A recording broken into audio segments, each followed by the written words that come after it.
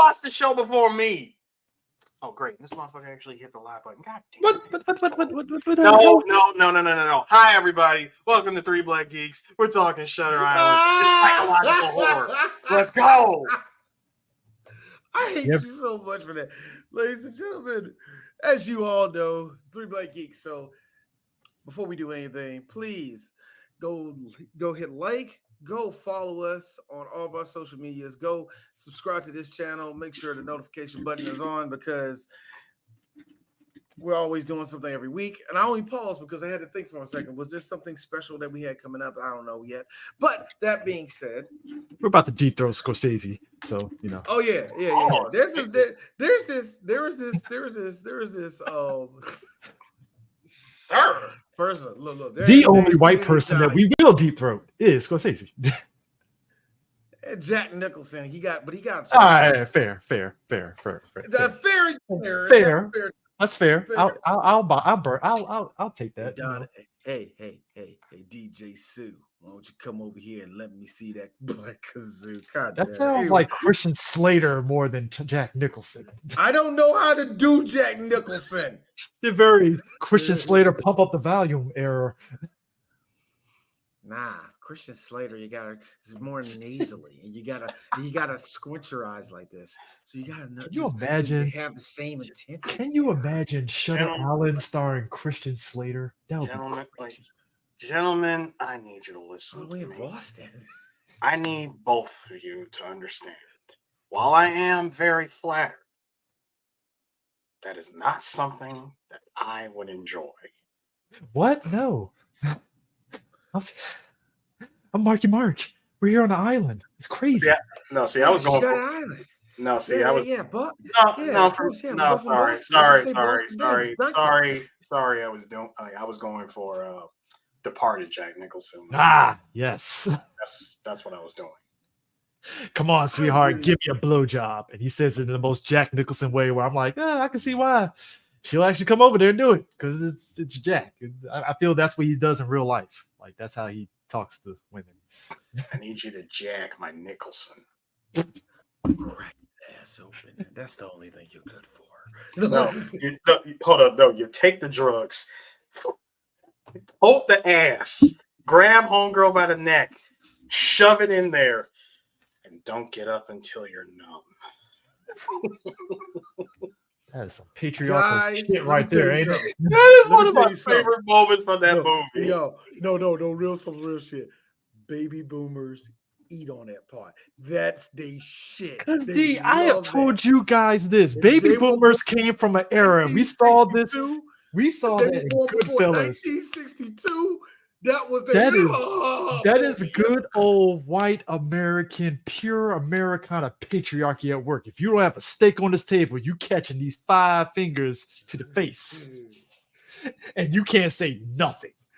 Eris, I'm just saying. Eris, one of my favorite moments I had with my kids. One of my favorite. Eris, I had one of the standing Ryu overhead.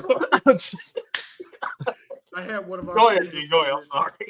One of my favorite moments on Family Guy. I experienced it with my kids. Wait a minute, the Ryu push-in joint. No, it's the Alpha 3 short shin Shoryuken. No. I was simply doing proximity light punch. Were you doing the elbow instead of an actual jab? In the 50s, male patriarchy was so wild that they were doing CQCs on women, and it was just nasty. You over there. How's it going, sweetie? Yeah, Tom, the roast is not done. Suplex? Like, why? Jesus, just 5 extra minutes. You want to know Leaping why? Suplex. You want to know why? Because there were a bunch of men, and this does tie into our movie tonight. There was a bunch of men who went to this thing called World War II and had some serious PTSD. Some got help. And when I say some, I say less than 9% got actual psychiatric help. The rest of them niggas drank, smoked, got the best of heroin, or took it out on their kids and wife. Okay? Hey, it was the Hunger Games. They just looked at him, said, tapped him on the ass, and said, may the best person win in life. Look, and I hate to be that nigga, but guess what?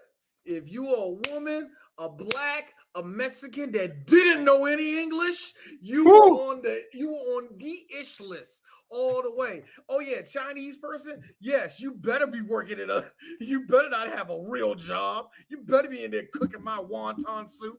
That's how it was back then, bro. Look. Crab ragoon better be fresh too, nigga. This is why the red pill movement really gonna get an eye opening, because it's like she dares talk, and I'm like, dude, this ain't the 50s anymore. Here's my like, thing. Here's my thing. I love how the 1950s was just so, because like I said, everybody went to the war and really had true PTSD, and nobody got help. This is why Gen Z folks, white people, especially Gen Z white men, sick of me. He's like, can we just go back to the 1950s? And I'm like, oh, when you beat your wives and racism was way more prevalent. Is that what you want? Because I kill me. The white boys that say that. First of all, if time travel actually existed, if we could put, the ones that you talk about there, Chris, if we took them in a time machine to that particular period and show them what it was really like, because they really thought it was, white picket fences and wait. They really thought it was white picket fences. Everything was literally in black and white. And you can open palm. No, hold on. You can open palm, slap your wife, like if she ever got out of line. When they see what it actually does look like, during that time, this would be them. I mean, look, this is those are the same guys that, like, to D's point on PTSD. There's a lot of younger white people that think, oh man, the war is like the video games. They came home and it was great. I'm like, no, maybe 2% were good. Maybe. Y'all really hold on. Y'all really think it was? They saw that picture of that guy dipping the chicken. Yeah, y'all really think it was? Yeah, y'all really think that the end result is you getting to kiss random girl from dipping her and kissing her like the freaking picture? No, it ain't like that. No, you know what it was? No. You want to know what it is? Oh, you want to know this? When you come back home, your psyche is going to be looking at you like this, bruh. This is going to be your psyche.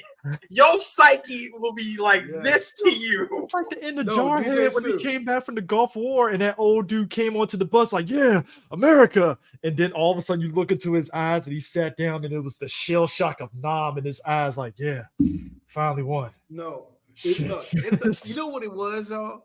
You know what it was? It was a lot of this, too. What's wrong, honey? Normandy. Oh my god.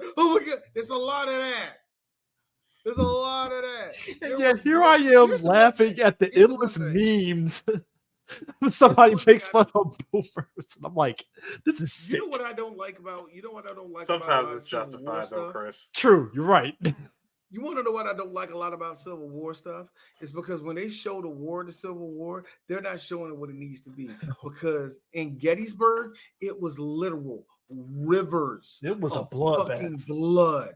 Oh, it was a bloodbath. Same thing with Gettysburg. Same thing with Charleston. Same thing with Motherfuckers was stepping over bodies as they were charging in. That shit wasn't no clean. That's what I'm saying. Look, same thing when we come on, all of y'all love Game of Thrones and Lord of the Rings. Do you know how many dead bodies of your people you got to crawl over? Do you know that one scene in I swear to God, great filmmaking. That one scene in Game of Thrones where Jon Snow got caught up under that wave of people. He almost got trampled over. Oh my God, that shit was scary. You had to deal with that shit. It's not this clean battle shit. Y'all niggas been playing video games too long, man. Half y'all niggas can't run up the block. So how in the world are you wanting to go back to the 1950s? You're not even a quarter of your granddaddy. Shut up. Good Lord, man. Hey, did we just turn into Martin Sheen? I was in a real war. Yeah, we did. I feel that way. We did. Nigga, I feel it sometimes. You're right. You do kind of feel it. I'm a millennial. You know what our parents said? I'm gonna give you a whole lot of sugar and do nothing for your mental capacity. Good fucking luck. Also, here's some Starburst. Also, guess what's still in taboo? Hitting children. That's still in taboo. We had to deal with that. Get your way. You know, the other thing that's that I would say that makes us a part of that war, sir, is the fact that we went through a 20-year war. 20+ year long war. We dealt with terrorism. We dealt with 4 economic disasters. Look, I'm just we saying. dealt with a lot of shit as a millennial. All I'm saying is this: going back the to trade. Real quick. real quick. The trade-off is that we get to look younger than our actual age. But the thing of it is, because you want to know what the fun thing for us was when we got to our mid 30s and it was time to vote, and half of y'all people who are our age voted for Trump. Yeah. All you cool white kids voted for him. Well, we had to see that. Look. The reality is this, and we possibly might. And I'm talking millennials. I don't know why white millennials try to duck that thing. Yeah, we didn't vote for Trump. Yes, y'all did. Guess what? A bunch of y'all did. And guess what, D? We just might see that again. Let me pause real quick on that. If Biden was still in, I will believe you. I will believe you to a degree. Problem is, no, but the problem. No. Bullshit jokes off for a second here. Realistically, Trump burned all his cachet at this point. That's the reality of it. That's the reality of it. Now, am I saying it's an easy layup? No, you still need to keep your foot on the neck. Keep your foot on the neck. Keep your foot on the neck, which I'm happy for. Same time, it's not the layup like 2016 was. It is not. That's all I'm saying. Like so it isn't guaranteed. I'm not going to sit there and touchdown dance now, but at the same time, he burned his cachet across the board at this point. Like that's the problem. Never underestimate white folk who are scared of Mexicans. But here's the problem. But it's also either way. Look, Chris. Either way, guys. Either way. Hey, anxiety. How you feel about all of this? This sucks, man. And is at the end of the day, I get where you're coming from. I think you kind of have to look at this just like, look, it ain't layup, but it's like when you burn through your cachet and you got even other white people looking at you like, I hate you. That's a real thing. People hated Bush Jr. and that's how we got Obama. We got Obama because white people was like, what's the worst that this black man can do? Fuck it, vote him in office. No. Obama just had probably the greatest sales pitch campaign. No. Sales pitch, you're right. But again, we came off of Trump. We came off of, I want to say Trump. Yes. We came off of Bush Jr. and people were like, fuck it, what's the worst can happen? People were tired of him because just because of how shit was going, for the 8 years that we had him. So we just figured right place, right time for the brother from Chicago. Okay. It was right place, right time. I'm saying where we are right now. I don't know. It's anybody's game. Put it like this. I'm not saying after one debate that, this is going to be a landslide victory for homegirl. No, it's not. Yeah, no. All I'm saying is this: at the end of the day, it's not a layup, but I can also understand people holding their breath until the results on November hits. Because I'm gonna laugh when he does lose, and then they're gonna try to do January 6th 2.0, and I hope it actually starts off with guns before they even step foot there. That's all I'm saying. That's all I'm saying. Listen, there's gonna be a lot of I'm not saying I want somebody to die. Don't get it twisted. I don't. But no, I'm just saying if it does happen, if we do get Jan 6 2.0, there's gonna be a lot of expired respawns. All I'm saying is if they try to do it, we need to do a 3BG live reaction of this possible fuckery. I feel we missed out on January 6th because at the moment, well, I'm saying missed out in the sense of talking about it because we all were just enraptured in the moment and it was there. But if they try to do 2.0 again, I'm gonna be like, I want to see how this turns out. The only reason why I say no is because the camera game is going to be all fucked up. We're not going to be able to see anything until after the fact. We got to watch a whole bunch of IG lives and shit or periscopes. And like anyone who happens to be IRL streaming where we can get the real because trying to watch this shit through the news ain't gonna work. Yeah, but I don't want to follow some crazy white person on IG. Don't do that shit. Who said it gotta be a crazy white person? No, I'm just sorry. You stormed the Capitol. You crazy in my book. I'm sorry. This just is what it is. This ain't the No, but it will be somebody 1776. doing it. No, but it will be somebody doing it for historical reasons because it is a moment in history. Crazy white people. No. I'm talking about the ones that will hang back and let No. all of the guinea pigs and test dummies go through trying to storm things first. Even if you hang and, back, you know, and they catch a 45 bullet to the noodle. Even hanging back, I might as well watch the news if you're going to hang back. Either be bold enough to go in and go on IG Live or don't do it at all. That's all I'm saying. Noodle. Yes, D. But anyways, craziness. Leonardo DiCaprio. Yes. Yeah, so Shutter Island was one of those movies I saw in theaters. And I think at the time I was more enraptured by the ending of it. And then it's one of those movies where all three of us watched it again, and you sit back and you're trying to pick up, like, okay, where can you see the signs that where this all broke down at? And it was wild because I had a theory, I had my theory of, it's when Andrew is on the boat and Mark Ruffalo's character slipped up a little bit and then course corrected, and he looked at him like, okay. D said it was the clothes he had on, which I didn't pay attention to because it looked like regular 1950s fucking clothes and shit, whatever and stuff.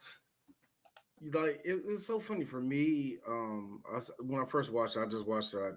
I didn't go to theaters. I didn't see it on theaters, but I remember the first time just liking it and just assuming that it was some weird step I missed, right?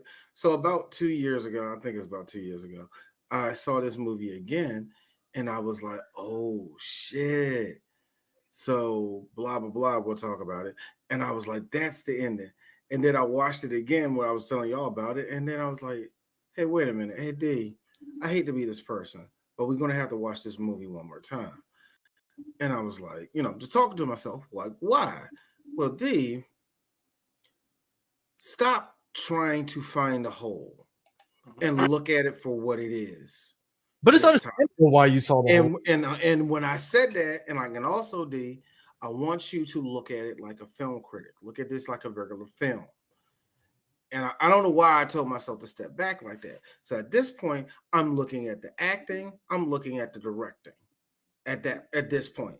And everything I hear, and I'm noticing lines. And I remember throwing a line at y'all like, ha ha ha ha ha. I look at it again like, get the fuck out of here.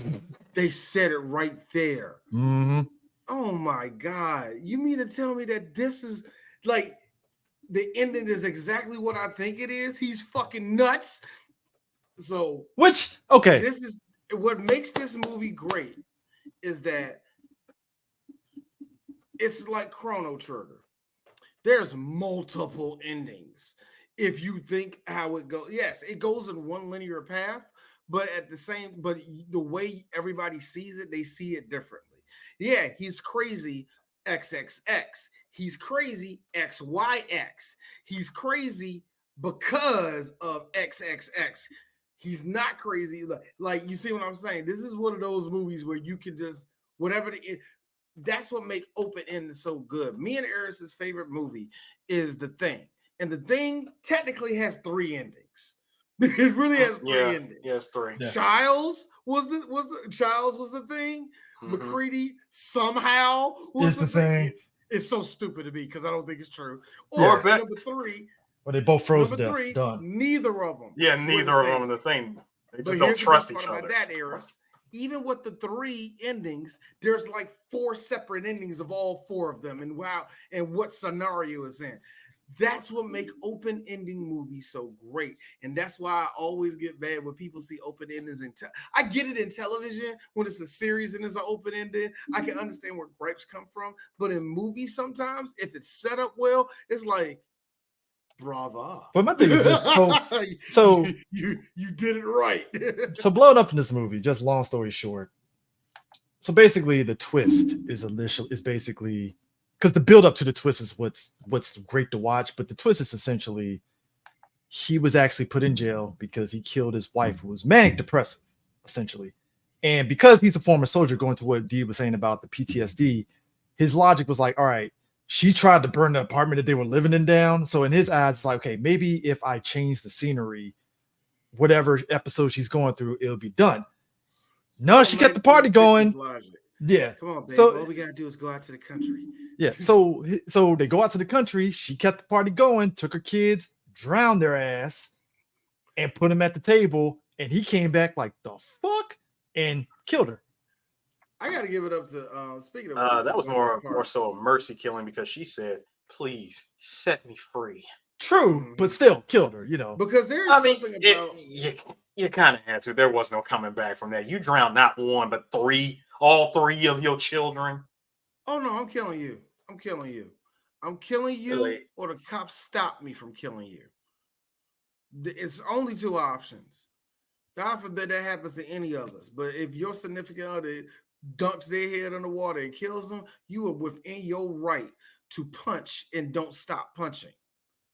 You are well within your right, in my opinion, when it comes to shit like that. So I don't blame him for the killing, but he also snapped psychologically. Yeah. See, he couldn't take the fact that any of this thing went down, so he pretty much made it up. He made up the fact that all of it happened. He ended up going to a mental health institution. Whole lot of shit happened, and a doctor decided, hey, we're going to try something new. We're going to try a new type of role-playing experiment to see if we can snap it. Now, I know what you're saying, quite a few of you. Wait. That's not what happened. No, and here's me. I don't all the way disagree with any of y'all. No, as much as I am sure of the ending, y'all also kind of right. No, the thing is that he's been there for the last 2 years. It's constantly like replaying a scenario to kind of see if they can gauge anything new, essentially, and stuff. And it's what we ended up getting was a perfectly reconstructed simulation of Shadow Moses. Oh, they really are, man. They ate this movie up. they ate it all the way. They ate it up, man. And rightfully so. It's a very well crafted movie because the trailers, and that's what I love about the trailer for this movie. It gives you the vibe that it's going to be like some mysterious supernatural movie, right? That's at least what I remember watching the trailer. Like, oh, this is going to be interesting. And then when you watch the movie and see the twist, it's like, holy shit, this wasn't supernatural. This dude is just fucked in the head. And it's a weird, here's the funny thing.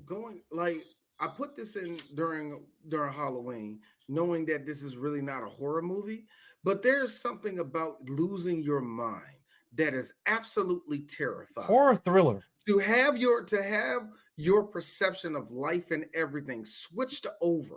You know what I mean? Just in an instant, like you thought you were normal. No, your life was a lie, and everything that you seen in a certain light was your brain telling you something different. No, you're fucking nuts. That's terrifying. So I was like, hey, I'm gonna do that. Anyway, go ahead. This right here was a good dead giveaway. And you mentioned it before we did this podcast, the suit. That suit looks like the suit what that I wearing. wore. It looks like the suit that I wore going in my dad's closet. Like, look, Dad, I'm you. Shit. No, when I see the suit, I was like, bro, who did he rob from the big and tall store? That's what I want to know. Now I especially the pants. Funny. You see like the belts on, but it's still parts of the pants. Exactly. The way it's stuffed up. Now, some slacks in the 1950s, they were kind of set that way. Steve where Harvey. Like they didn't have, they didn't really look like they had a waist to them, but those look like they were way too big. Even when you see his shoes later on, they crept below it. His cuff was almost dragging on the ground, and not on some style shit, because that wasn't the style back then. You know what I mean? So, dog, what the fuck is going on? And another thing, his fedora looks too big too. Nah, the fedora actually could be wrong. It could be wrong. The fedora, if anything, it looks smaller when you compare it to the rest of the outfit. One fun thing about going back into this movie was forgetting Mark Ruffalo's in this movie. And one tends to forget that he was in this. And here's the thing: Mark Ruffalo, Ben Kingsley, I think Ted Levine, fucking Tommy from Ghost. I mean, from Ghost. Tommy my favorite wigger.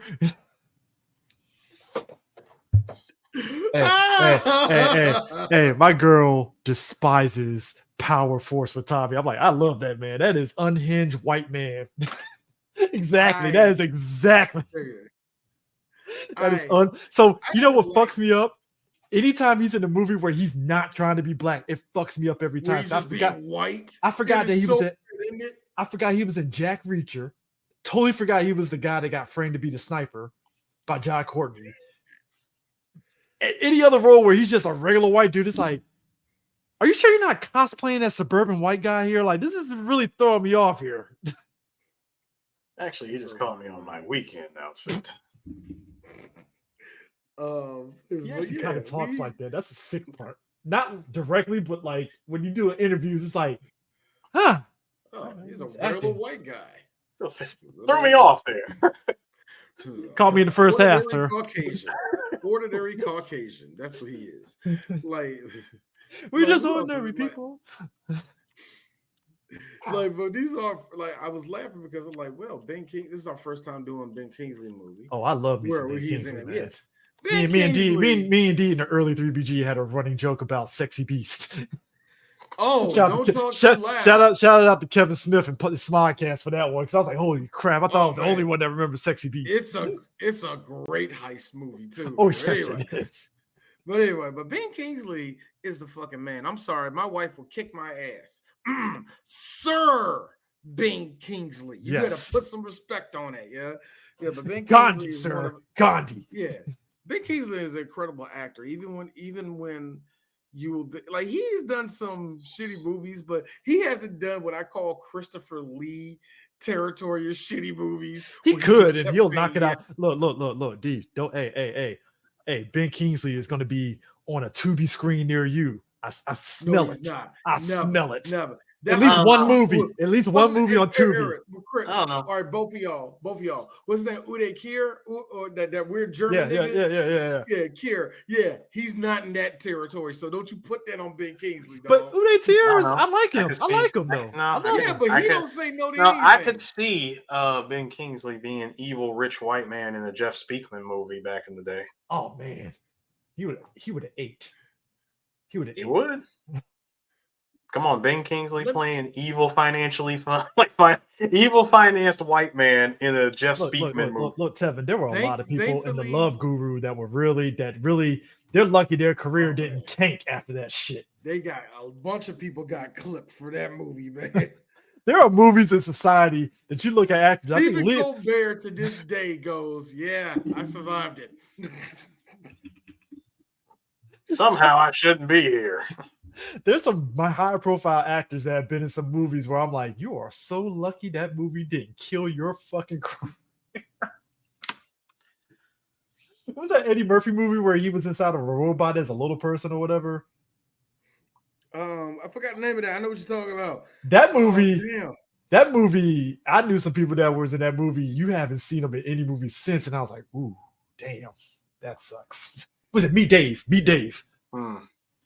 Yeah. Yeah, but Ben Kingsley is a 2-time Golden Globe Award winner, 1-time Grammy winner, 1-time Academy Award winner. You won a Grammy? He won a Grammy. He must have been speaking. It might have been. Is he about to be on the EGOT territory? Is he EGOT? It smells like he could be EGOT. Is he? No, he ain't EGOT because he got to be Tony Awards. He ain't won nothing. I thought he's done, bro. I'm shocked because I know Ben Kingsley has done stage theater, so I'm like, yeah, he done Shakespeare. Tony? He's done Shakespeare. Shakespeare is different. That's not worthy of Tony. No, they get like something totally different or some shit like that. I'm trying to see what he got. It don't work that way. You got to do Shakespeare in love, sir. But see, here's my thing. He did spoken word. He did a spoken word album. 2 spoken word albums. All I'm saying is, Ben. The words of Gandhi. Sir, Ben, all I'm saying is, Ben Kingsley, sir, if you want that Tony Award, come to us. Gandhi on Ice. Come to us for what? What? Gandhi on the Chris, Gandhi on Ice. Stop it, sir. Stop it. I don't know. If Gandhi on Ice happens, D, at some point in another 10, 15 years, I'm gonna be really mad at you for this. I'm like, put this. Nigga, I don't know nothing about Indian people. All I know is curry and Dalsing. I feel so wrong. Okay, so I know nothing of Indian people. I know. That's about it. It's very limited. I mean, I'm Punjabi MC, so I got Punjabi MC, so that's 3. That's one more than you. I can point on a map where the Punjab is, but I can shut up. Shut up. Hey, me and Eris did watch the Monkey Man movie, so there you go. Support. It's all right. So nah, I ain't gonna do it. Monkey Man was actually cool as fuck. Oh, Indian John Wick, it was great. Like, come on, man. I Great Khali, Jinder Mahal, Oh, Bollywood movies. RRR, love it. You know those movies where it be an old fat Indian dude. He grabs like the ground and lifts up everything and throws a whole city at somebody. You know that shit. Love That's it. all I know about the Indian people. I don't believe in the stereotypes. I don't believe in the stereotypes because you know the niggas who I fuck with all the time is actually the Pakistani niggas. And I know y'all might be beefing them niggas and some shit, so I don't want to become between that shit. That's not true. I don't fuck with either of them. The point is, sir, they've been great for Easter. I know more. Okay? The real talk. I know more Pakistani people, and I actually know a lot about. I know a good amount about Pakistan. I know nothing of India, so we were fucked. With what I'm saying. Hey D, did you write that? Look, like D, did you write that screenplay? Hey Chris, we gonna be in trouble. Gandhi and Ice coming to a stage near you. This racism is killing me inside. Bro, hey, sir. Do not be giving 50-year-old Eminem ideas, okay? Because you know some white person's gonna come to him for the rights to 8 Mile to get that happening. You know it. It is going to be some girl playing Eminem on stage, and it's going to be bold. You better lose yourself in the moment. It just reminds me you better never let it go. Arms is heavy. It just reminds me. Mom spaghetti. We gotta bring back.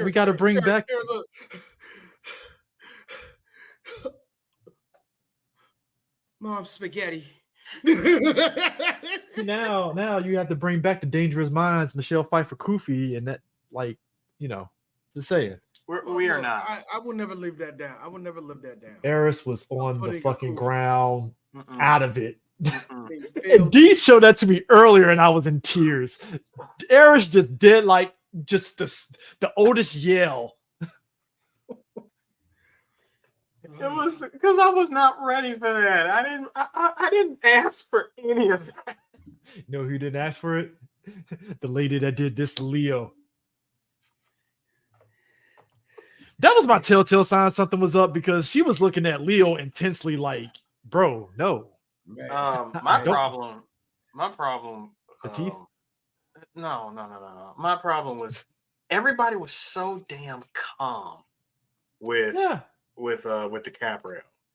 That looks like angry cat lady. That's what threw me off. That was the other the other thing, like the other kind of giveaway. It's like, if you think about it, like everybody was so calm. You know, they kind of gave that, all right, let's see what he does energy, you know? Well, D pointed out, like, I think, no, was it you or D that pointed out, like, how all the cops were just intensely looking at Leo? And again, that's something else I didn't really pay attention to until y'all brought it up. And I was like, they were intensely looking at him. They were intensely looking at him, but at the same time, they had that energy of, all right, we can't break character.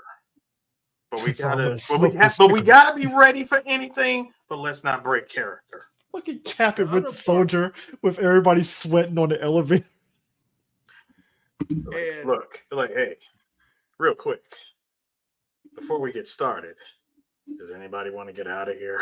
I said that shit. I was like, first off, I was looking at that black business guy like, bro, Cap is about to push your shit in. You might want to be prepared and buckle up. Like, nigga, hit that emergency stop button right now.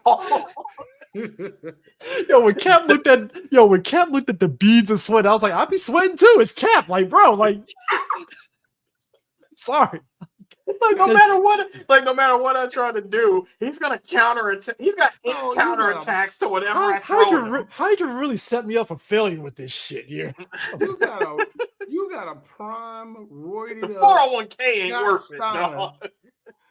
You got a roided up Scott Steiner for America sitting right in front of you. You really think you're gonna do something like nah, bro? Nah. Though another one did give away that got me ears. Well, it was so obvious. I knew that Mark Ruffalo's character was compromised. The second they said, "I'm gonna need your guns," no. Federal law says we can. No. Federal law says Article when you on my premises, 13.8. spin around. My final word: give me your guns, or you're getting back on that boat.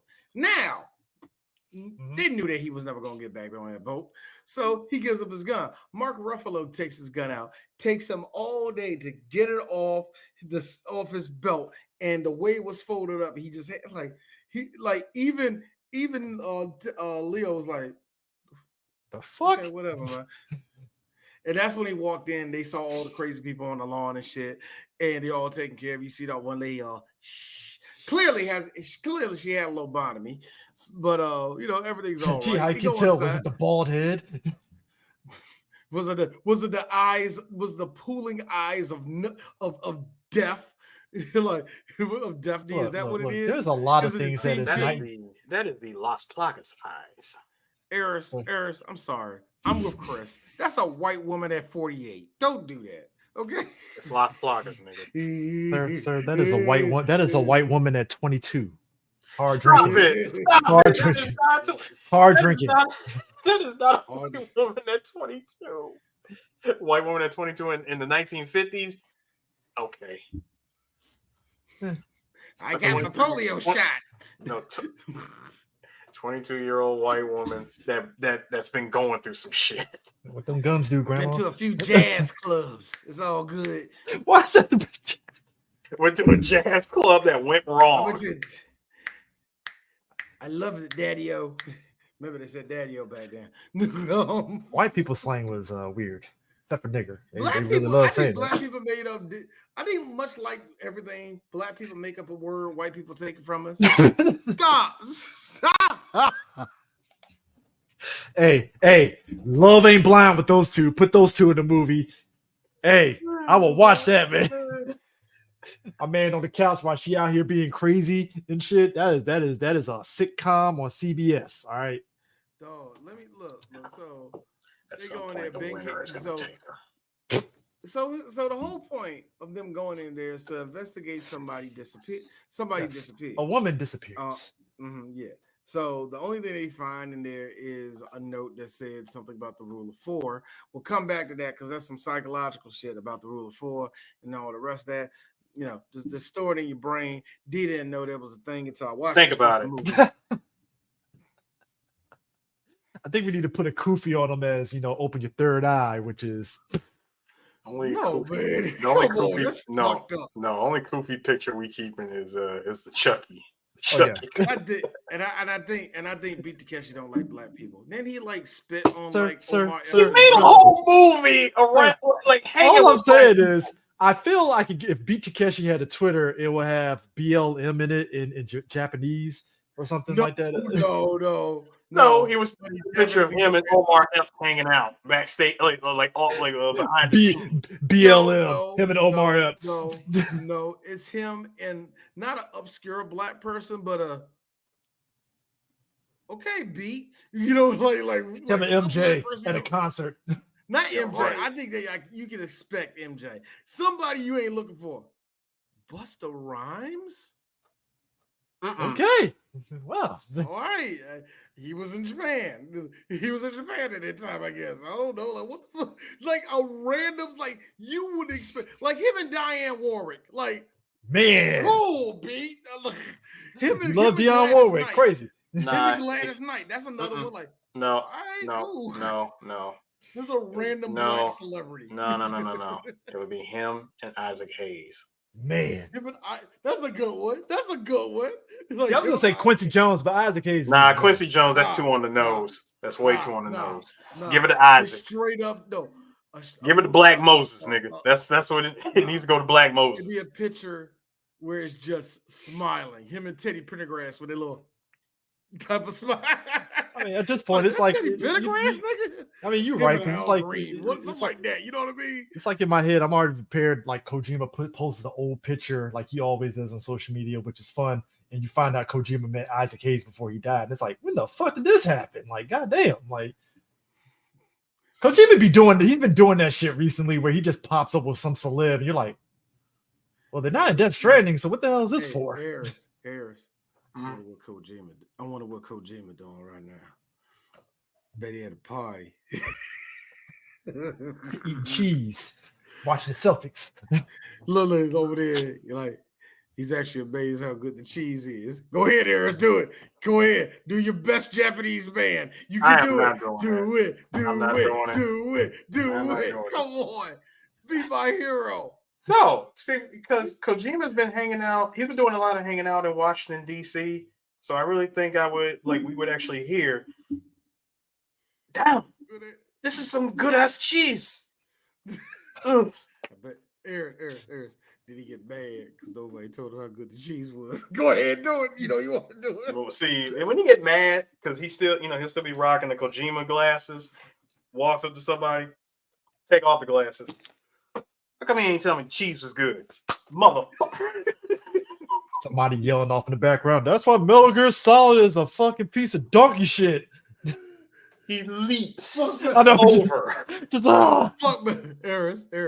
Fuck Metal Gear Acid, you bitch. No. Somebody says fuck Metal Gear Acid. Here's Kojima. I had nothing to do with that. I had nothing to do with that. That was out of my control here. That wasn't me. I wasn't even in the studio. You sold your rights to Machiko game, you motherfucker. Again, that wasn't me. That was Konami. This funds Death Stranding. Fuck you. It was a really good game. Y'all just didn't want to accept it. The Western audience don't understand my genius. It's like, sir, if I wanted to watch The Postman, I'll just watch the fucking movie and not play it. If I wanted to I watch love that movie. Harris, hey guys, if I want to watch The Postman, I shoot myself. I hated that movie. I really did. How does Kevin Costner keep getting work? That's all I want to know. That is the most ambitious shit next to this fucking Western that he did, which is basically Yellowstone 2.0 again. No. The other one he did, the other one was Waterworld. Remember Waterworld? That weird dumb shit. Like, yo, how does Kevin... I'm sorry, because he put out Yellowstone 2.0 in movie form recently, and I'm like, all right, Kev, I get it, but bro, I heard it was okay, but it was boring. It's like, where's Yellowstone coming back? Kevin Costner does, like everything he does. Hey, Lorenz Tate, he's lucky the Postman didn't sink his. I forgot Lorenz Tate was in that movie. Oh Lord, oh my God. But the whole, okay, there's a moment. And Eris pointed this out to me. It went very peak white man when he's explaining everything. And again, clocking the time period, he said the hard ER, and it was just so flowing. And I'm like, right, it's the 50s. No. First of all, it wasn't just hard R, okay? It was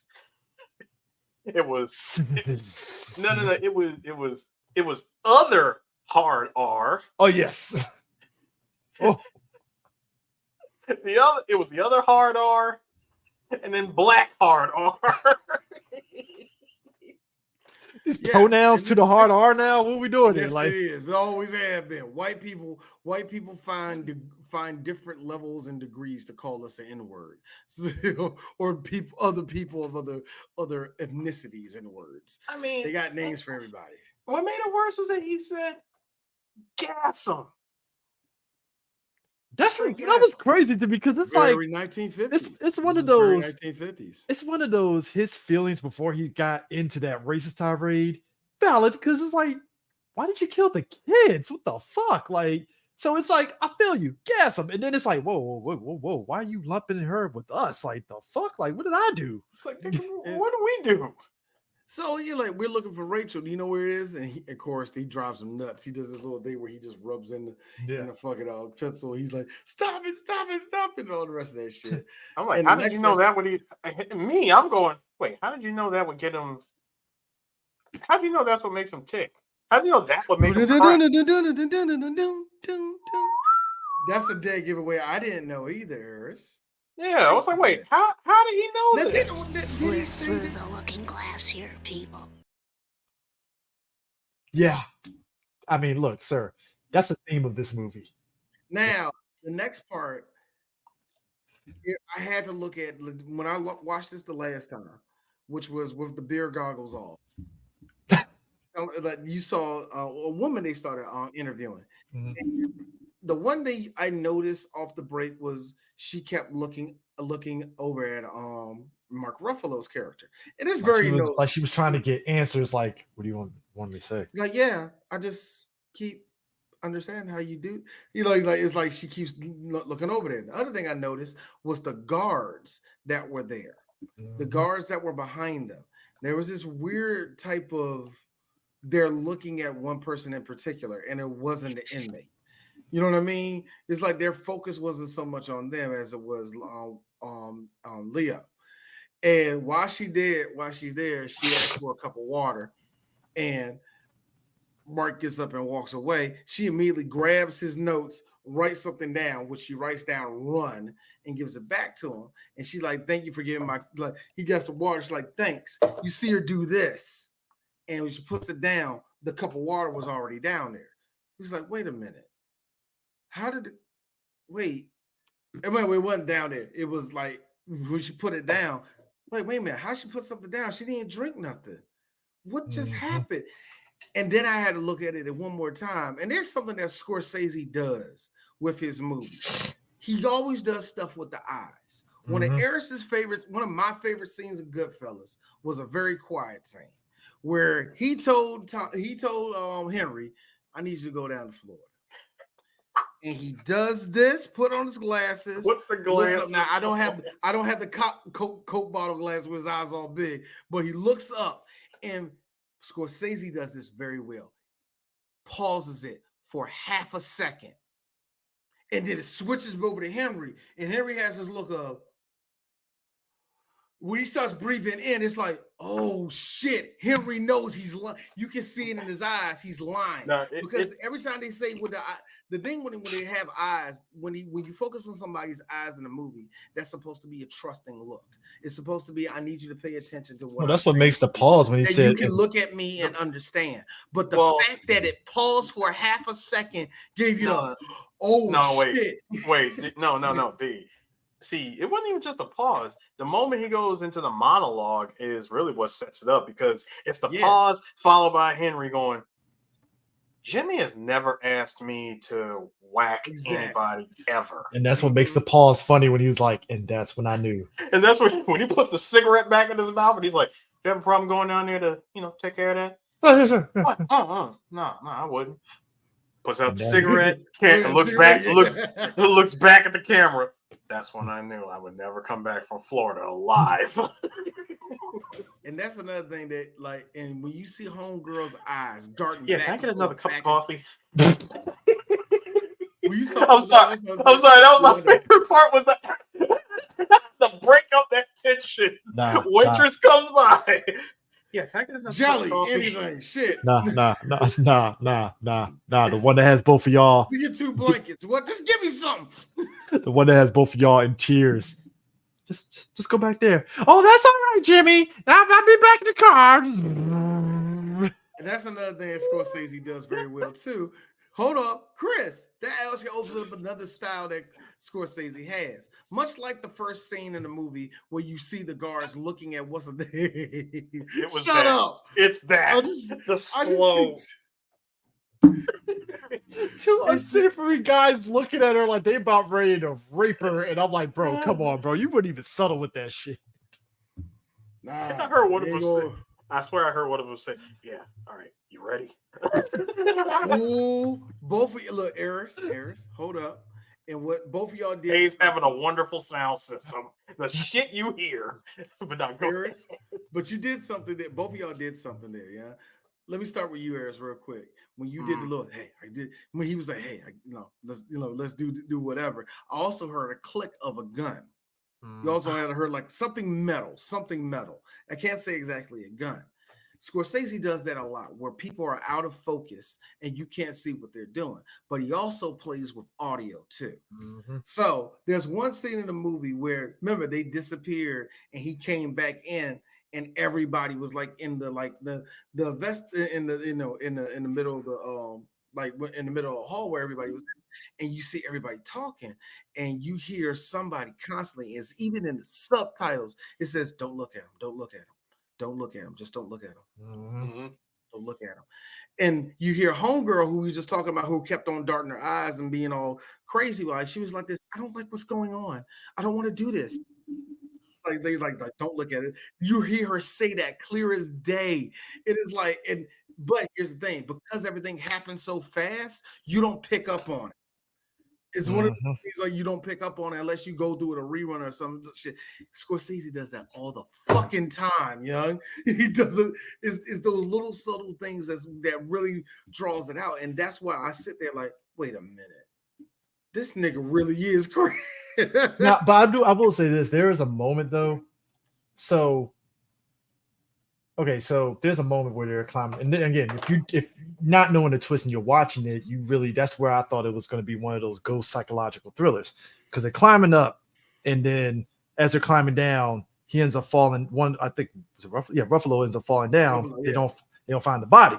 So he's like, it was implied that he fell down because when he says he saw grabs him by the scruff of the neck and goes, "I'm going to that lighthouse alone."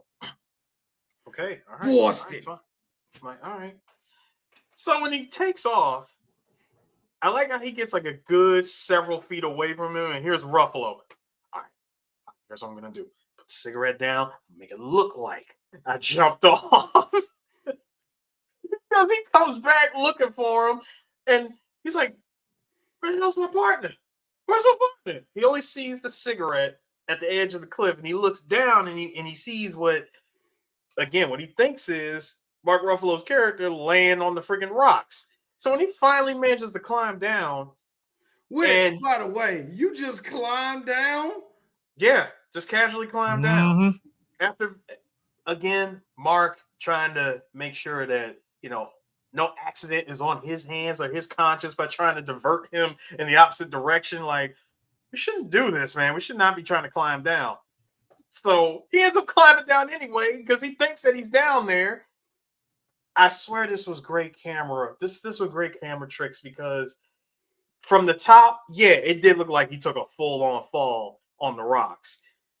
When as soon as Leonardo turns around and sees what he thought was his body, it was like a perfectly faded white painted outline in the shape of Mark Ruffalo's character. Bird shit, probably. Bird shit. But I think I think when they laid it on, I was like, oh my god, this dude's losing it.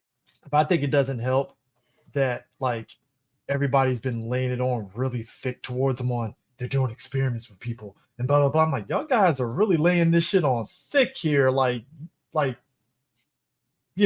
keep that up? But I guess it adds to keeping Andrew in the mix. After 2 years, Chris. After 2 years, I mean, I think at this point, why not? Eris is right. Why not? My thing is this. I'm sorry, Chris. I would go even further and say, they're actually keeping alien corpses at the base of the lighthouse. My thing is under the lighthouse. My thing is this. It's one thing for one person there to bring that up. Cool, fine. It's another when somebody else says it, but it just feels like you're just repeating what somebody else did, to where it's like, you're not really doing anything different here, guys, on keeping that up here, because otherwise, Especially when Earl Girl says, "I'm always moving." And like, she said, like every couple of days, I'm never in the same spot. I'm like, but it's an island. Eventually, someone's going to stumble. I'm like, eventually, someone's going to. No. It's an island. Eventually, somebody's going to stumble across one of your rotated hiding places. Exactly. That's why that doesn't make sense. With for them to say eating? No one's ever gonna find me. What the fuck are you eating? Is it like people leave bags of Cheetos on the ground and you just get like, how are you surviving? Like, none of that makes any sense. Yeah, I mean, but again, but to your point, Sue, you're right. 2 years, you can lay it on thick. That's cool. I mean, aliens would have been funny as shit. Like, there's actually aliens here. Okay. He said they do they do experiments on brains. They That fucking do brain exam. they do. They do brain exams downstairs in the basement. I knew it. They were fucking doing it. No, They no, been no, doing no, it for no, the last 2 years. The no, no, Congress no, was behind it, and they no. knew Wait, it. wait. No. They're doing brain experiments. You know, the kind of let's open it and pull on wires and see what happens kind of experience. The way that she just worded all that, I'm like, even I would have said, "Do you have any proof of this?" Because Cite your sources, ma'am. Cite your sources. what's the source? And I like look. I know it's 1950. You know, I know it's 50. You know, like I know it's 55 and all, but I need a source. I need something. Show me the microfilm. Show me the microfilm. It's like, isn't it like the Whitney Houston "Show me the receipts"? Yes, I need receipts. Show me the microfilm. My God. Wait a minute. So what did they give you? Like, so what did they give you? You getting the shakes and all that? Yeah, I am. She was like, my God, tell me you've been smoking your own cigarettes. He was like, no, I haven't. Now, here's the thing. She said, at the very least, you've been smoking your own cigarettes. And I was like, oh, this goes back to when he said, yeah, you know, your cigarettes got completely soaked in the storm. So, you know, here's some for you. And I'm like, wait, why is the orderly just given? You don't give people, you give them maybe one cigarette, but not the whole pack. No, not just one. He gave him 2 packs. He gave him 2 whole packs. But here's the thing about that really gets me too. Is like, even if there was some type of drug in the if there was some type of drug in the cigarettes, I get it. That's that spy shit. But something tells me it ain't that easy, because if that was the case, everybody's been smoking those same cigarettes. Him and Ruffalo been smoking the same cigarettes, so Ruffalo will have some type of effect to him too, but he doesn't. So why just him? I can understand, you know, the ones with the pink line on them or some shit. It's you know, whatever. But I don't feel like that's still too easy to say that it has something to do with the cigarettes. I feel like a lot of shit in this shit is just a straight up MacGuffin. It's a straight up red herring. You know what I mean? No, it feels that way, but I mean, in my opinion, it could have been worse. You know, after the storm, you know, could have got swiped with that rice and cigarette pack. You know what I'm saying? Could have pulled, so could have pulled the Lavelle Crawford. You know, like, yep, I got that. There you go. No, it's called that was the Huel switcheroo. The ending of the movie, we found out Shutter Island is a fever pitch dream of a dying Leonardo DiCaprio as he smoked a ricin.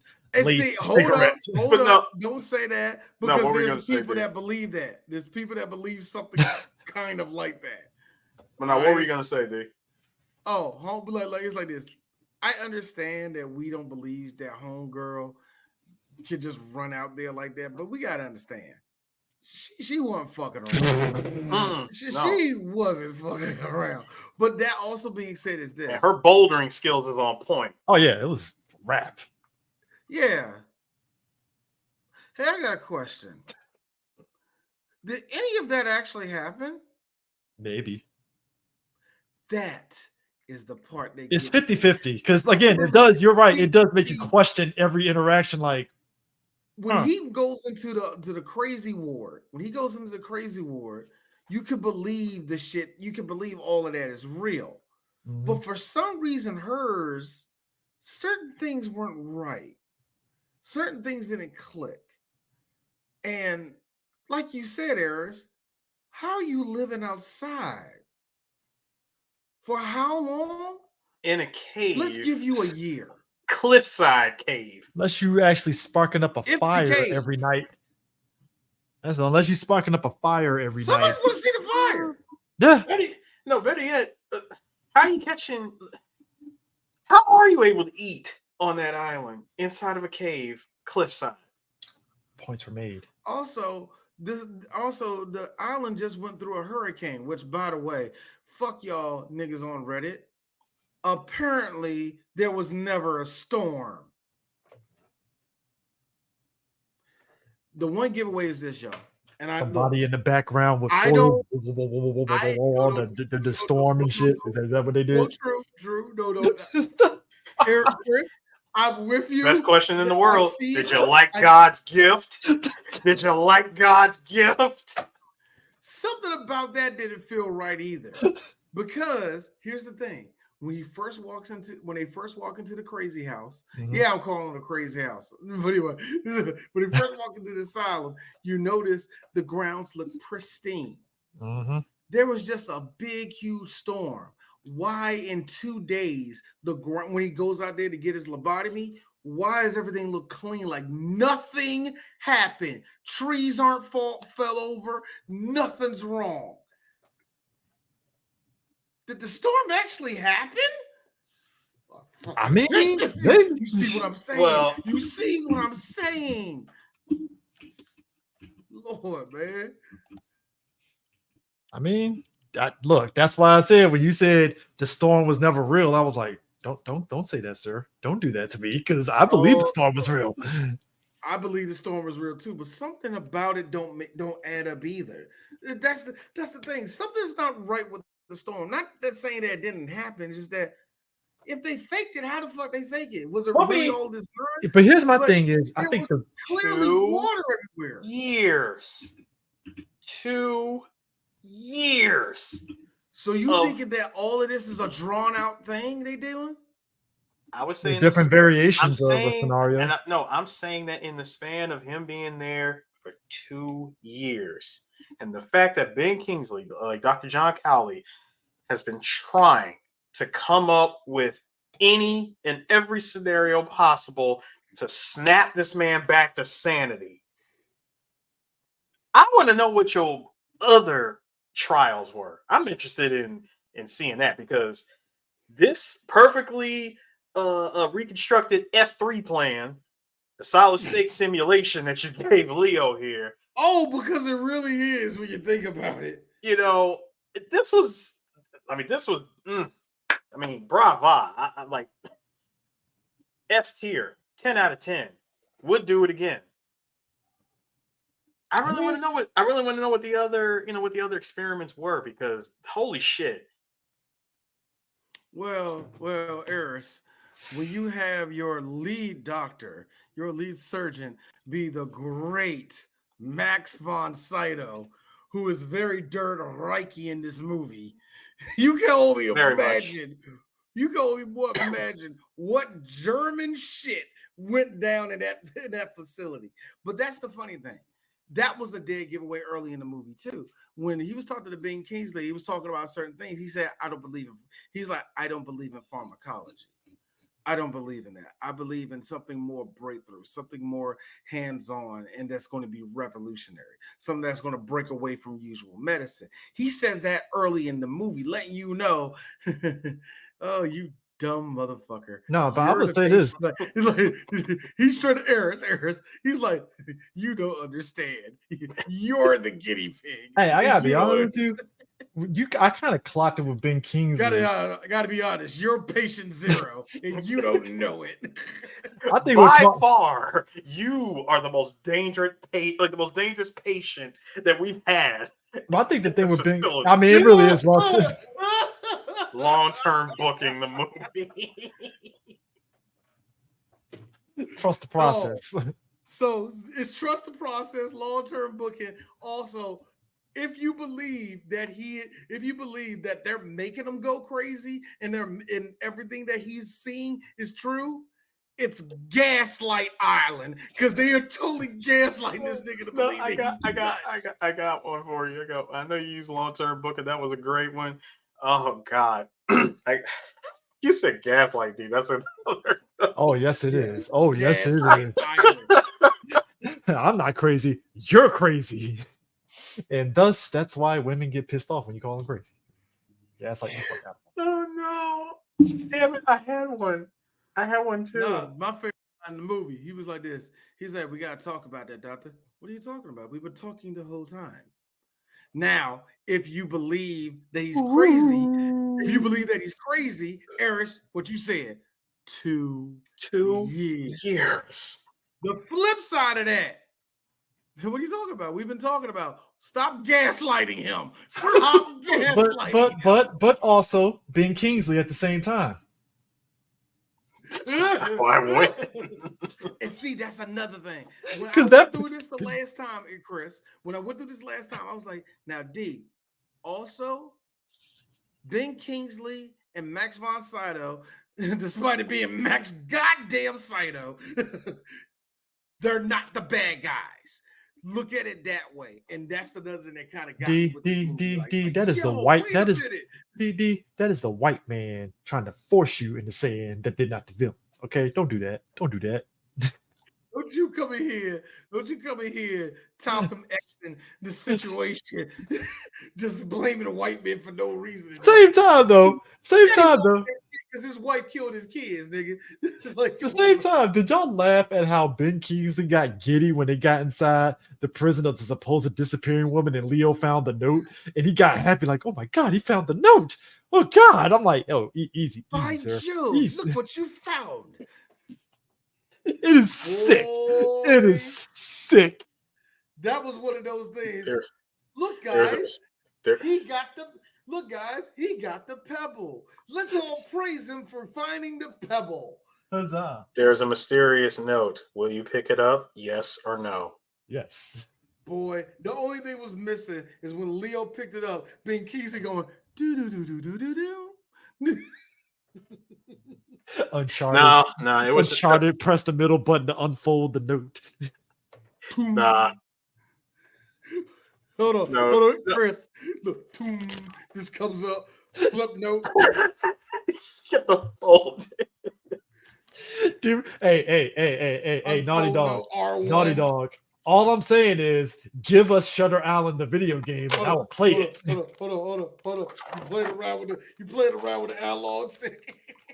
Just give me Shutter Island the game. I'll play the shit out of it. Oh my gosh, man. Actually, we did get a video game from, what was the name of that movie where they were in Dubai in the sands and shit, and it was a storm? Yeah. That was Spec Ops. Spec Ops. Spec Ops was kind of sort of like some Shutter. You okay. saying that? You got to play that. Oh, you got to play it. But yeah. Minor spoiler, but basically it's on some Shutter Island shit where when you play through the game and you get to the end of you're like, wait a minute. So was this all in his mind? Was this maybe? Shit. Did you just fuck with me, game? Did you just fuck with me? Swear to God, that is exactly what Spec Ops does, and it fucked everybody up because on the surface it looks like a very throwaway Uncharted 2-esque game, but then like when you play it, you're like, no, it was more Gears of War because it was a cover shooter. Yeah, cover shooter. But like when you play it, you're like, okay, this is good. I'm really kind of curious on what the fuck is going on. Like especially when it came to like decision, there's like a big, not making any spoilers, but there's like a big decision that you got to make. Mm-hmm. And I'm gonna put it to you like this: fucked up shit happens whether you press the button or not. Yeah, and that's why I was like, that's like Shutter Island, where it's like, this is Kobayashi Maru shit here. You know, no, absolutely not. That's Leo the whole movie. You might as well call it the Kobayashi Maru the movie shit. Speaking of which, y'all.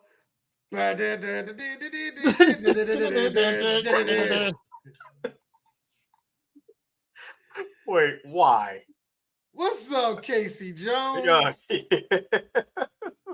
Sir, you gotta put some respect on Elias Koteas playing Elias Koteas. I will. You know how? What are you buying? That is pure merchant vibe. Mr. Andrew, do you need weapons? Welcome. The fact that no. How about when he first meets him, he goes, he sparks the match and goes, "Hey, no hard feelings. No hard feelings." Gotta be honest with you. Any guy, no hard feelings. Any guys that has a stapler stashed to his face and shit is somebody that I do not want to talk to. That's good 1950s staples. I love it. Oh yeah, when it meant something. Not these pussy staples that they got in America. He was like, hey, Aris, he was like matches. And Leo was like, matches? Matches? First, you gotta know what a campfire is before you know what a match is. No, y'all mentioned the staples. That was the best I could do. No. I was gonna mention before I forget. The staples. Son, that that's a brand that doesn't exist anymore, sir. That is Kenneth brand staples. It really. Kenneth brand staple. What? That's a staple out in World War I. You get cut in the stomach. All right, close it together. You're all right. Don't I need some? Don't I need medicine after you staple it? You be fine. And then Like, fine. Get yourself. Go upstairs. And get yourself some chicken soup. That would be the best way to get over. Drink this iodine. You'll be fine. Dog. They turn. Look. When we get to Norway, when we get to Norway, I'll get you some Mercurochrome. Some penicillin. and a penicillin shot. Hey, check it out. 20 years later. Giant ass fucking tablet that you gotta fucking put up your ass. Hey, 20 years later. Go down to the store. Hey, I'm gonna need the following. Because of that, 24 years later, in 1977, they go into the doctor with their daughters, and the doctor is like this. Well, sir, you know you're a World War II vet. Thank you for your service. Do you know that you had tetanus for the last 27 years? Wow, that's why I was walking with a limp. The hell is Texas? What the hell is Texas, you pussy? I was in a real war, World War II. That's great, Mr. That's great. That's great, Mr. Jackson. I punched a Nazi in the face. Those krauts didn't go nowhere because of me. This is a guy that will sit there and see some kid that got cut up in fucking the war in Iraq and be like, "Pussy, you see this face? It's a real war." Now you know what bomb exploded on my face. The Germans came after us. You know what I would like to believe? I would like to believe, since he's been there for 2 years, Leo did that. Oh. Ooh. That's the thing. One. That's a new plot one there. First off, no, he did. But not to this man. No, he did it to somebody else, which I had the picture of it, but they wouldn't let me put the picture of it, of Jackie Earl Haley. Jackie Earl Haley played this, George Noyce. Yeah, be honest, Jackie Earl Haley is another one of those actors that it's like, clearly that's a boomer actor. It's like, oh, the guy from Bad News Bears. And then like me, because I've retroactively watched that movie, it's like, yeah, he actually been acting for quite a fucking long ass goddamn time. And he's actually really good. He's pretty much in every Bad News Bears movie. Hey, Jackie Earl Haley. Them checks. He came in this thing full Boston scumbag. Oh, yes, he is. I'm in here because of you. I'm here because of you. And that's why he was the best Rorschach ever. Basically, what you hear Rorschach talking about was that the reason, like, he was about to be out of there. He knew this crazy place was a crazy place. He knew there's some fuck shit going down. But the fuck shit going down was the shit going on with you.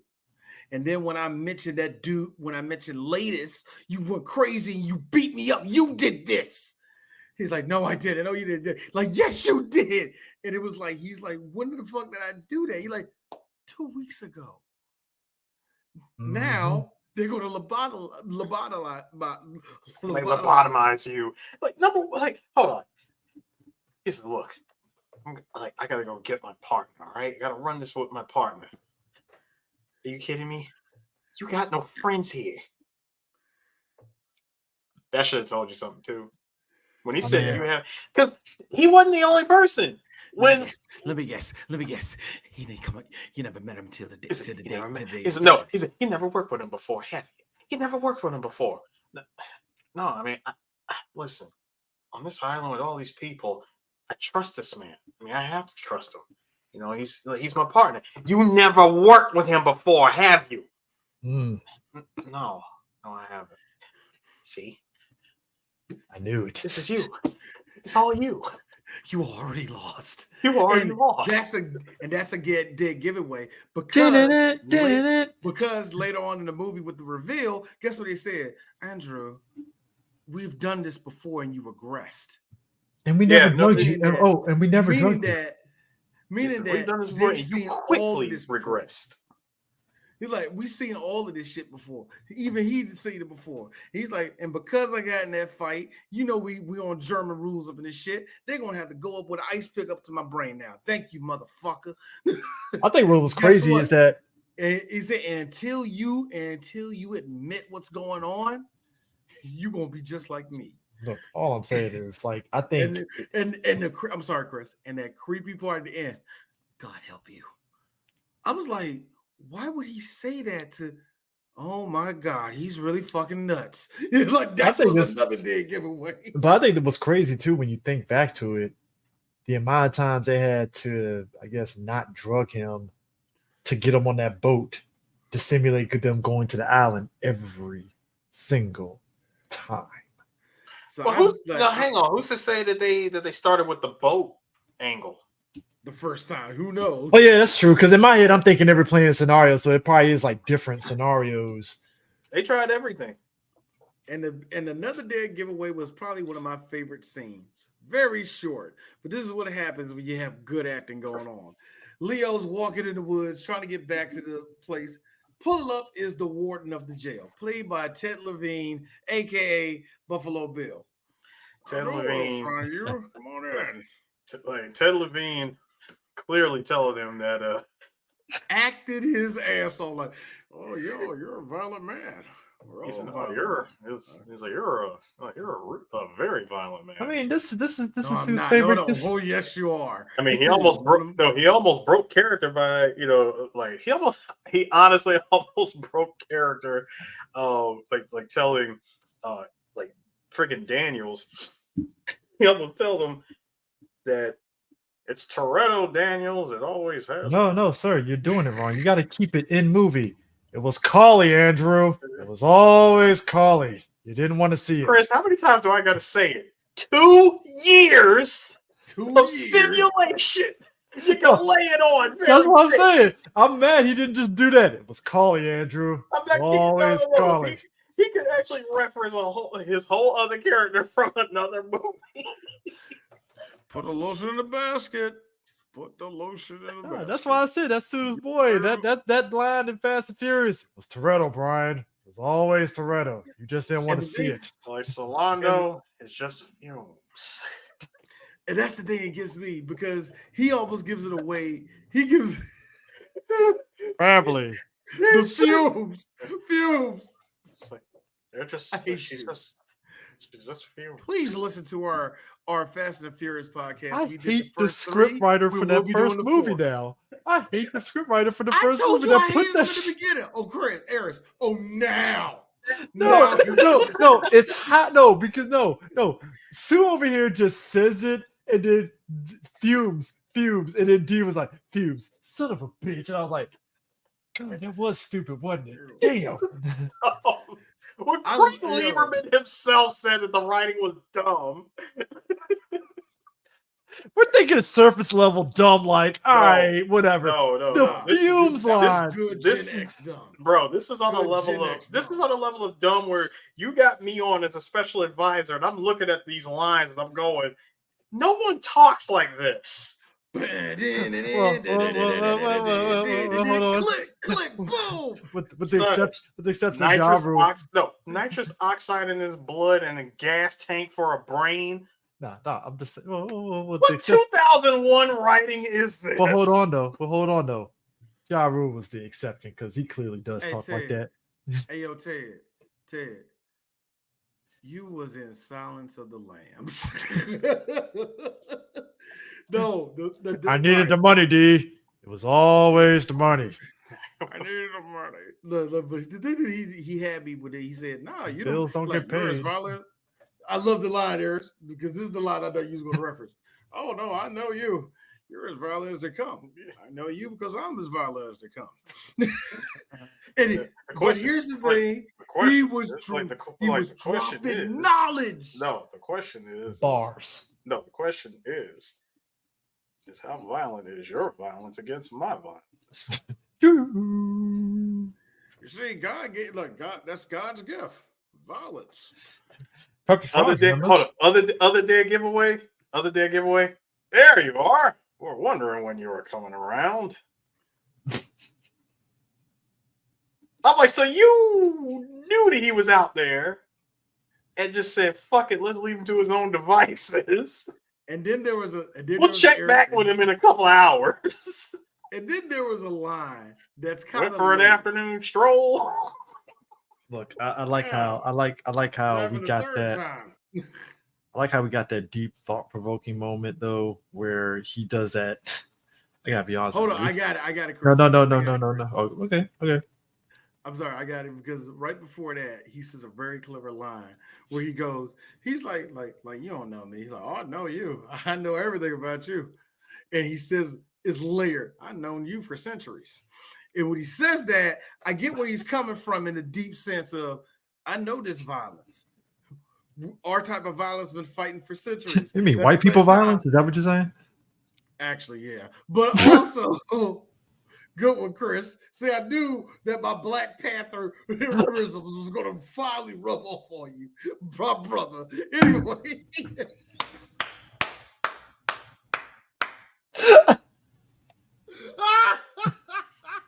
It's going to be on January 6, 2.0 when that black woman wins.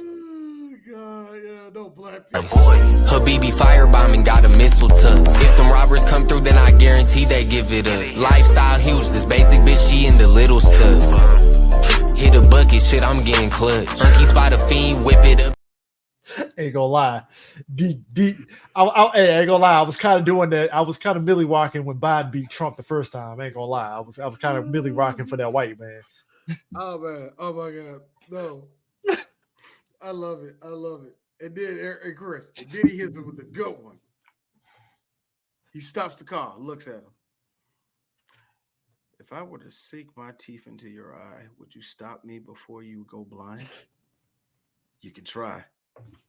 That's the spirit. I love that line. Dude, that's right up there. That line. That's right up. Because real talk, that's some manly shit. Like, so we squared up right now. You telling me you gonna beat me, nigga? Like you telling me that you can stop me? You can try. That's what I'm talking about, dog. Go ahead, man. That is be with God, nigga. Be with God. Hold on. That is 19. No. Lock No, that is 1950s Ted Levine equivalent of my nigga. No. That really was my nigga moment. That when he says that, that's on par with fucking Ed O'Neill in Wayne's World. He's like, if you stab a guy and it's cold outside, it's very warm. That shit. Where it's like, he has a point, but why were you thinking that? Like, you know what I'm saying? Like, steam was coming. Like steam came out of his body, but people believe that it was his soul escaping. That line is so fucking hilarious, isn't it? That man was in a donut shop and they're talking, and he says that shit. I was like, at the same time, you are out of line, and this is not the place for this discussion. But that's a good question. But at the same time, you are not wrong. Yeah, no, it's like, so, bro, I'm trying to enjoy my jelly donut here. I swear they put sprinkles on it this time. I just want to enjoy it. Now I'm gonna be thinking about this all evening now. Thank you. Oh, we got it. Look, hey Chris, I promise y'all. This is a promise to our fans. We are running to Wayne's World as soon as the new year starts. We probably will be doing that in January because we've been meaning to get to Wayne's World for a minute. So it might be in January. But here's the Look thing. around and let me find out there's one nigga in there and it will be in February. Oh, there is. Possibly. Oh, God. Not Tim Meadows. God love it to death, but he don't count. Love wow. Wow. Like, here's Tim. The fuck, man? What the fuck I do? Fuck me? Like, what I do, man? Besides Keenan, me and him are the longest running members of Sam. Like, fuck you, man. Hey, real talk. That's why I like that scene. I like that scene. Tim Meadows. I like that scene between Chris Rock and Tim Meadows in the Grown Ups movies where there was like, I'm supposed to be the fucking big time black man in this town, not you.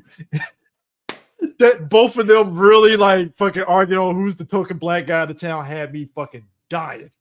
One of my favorite lines in one of my favorite lines of Mean Girls. We had his shirt off like, "All right, girls, I'm gonna have you in here all night. I'm gonna have you in here until 5 o'clock."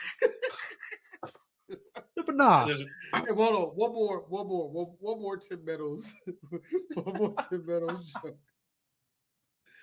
God, what was that shit? The whole one of my favorite was where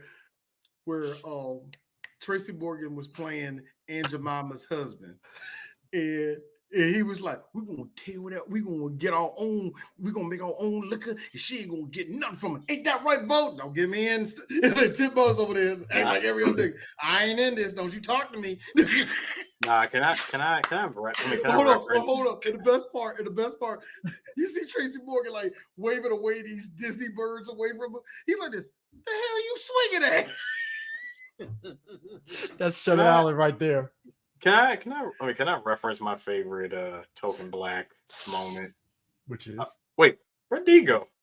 I don't know. I think D might be dying of laughter.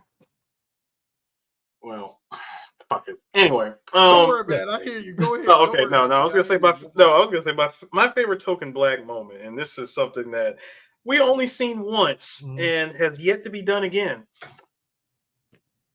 Hey, what are you doing? What do you mean? As you can see, I'm the only black guy that's supposed to be here at this party. Oh shit! Like damn, shit. I know. It's whack. Hey, look, my bad, brother. Hey, do your thing, man. Here you go. Here, like take the drink. Yeah, go on ahead. Yeah, I'll catch you later.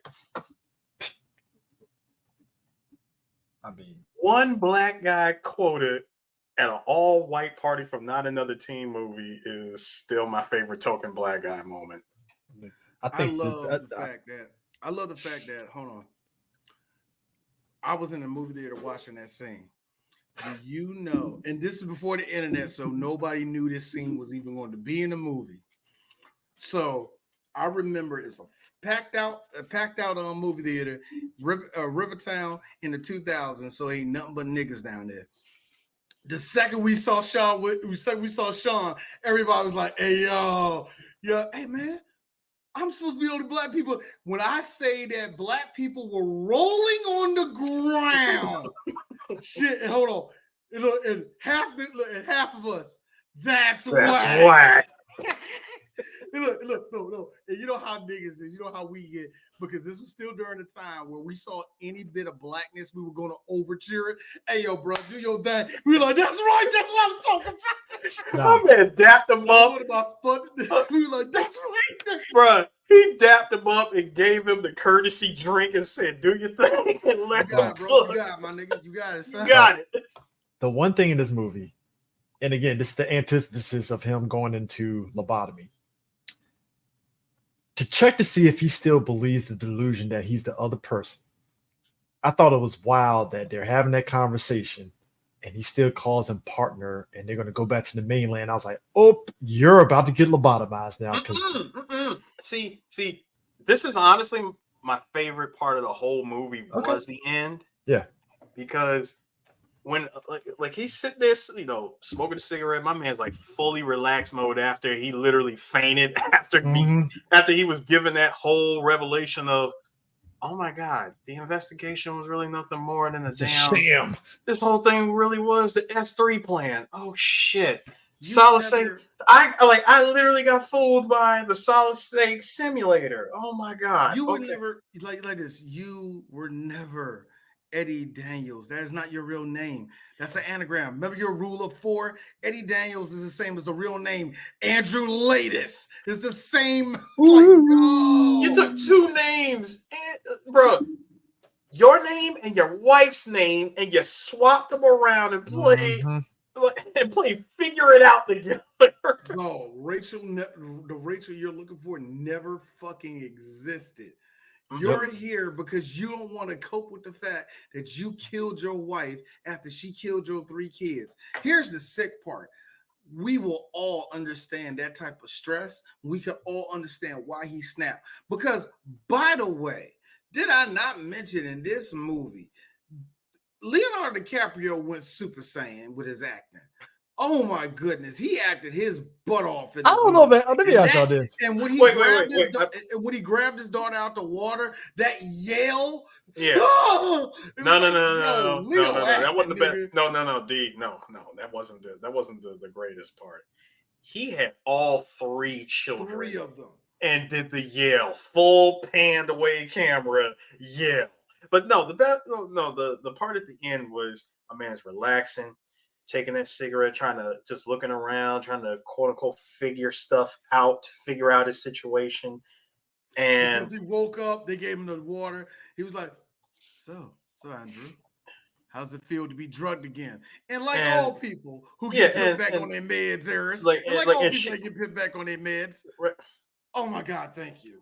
and freaking Sheen, and Dr. Sheenan, playing his partner, he just walks up to him and tells him, so what's our next move, man?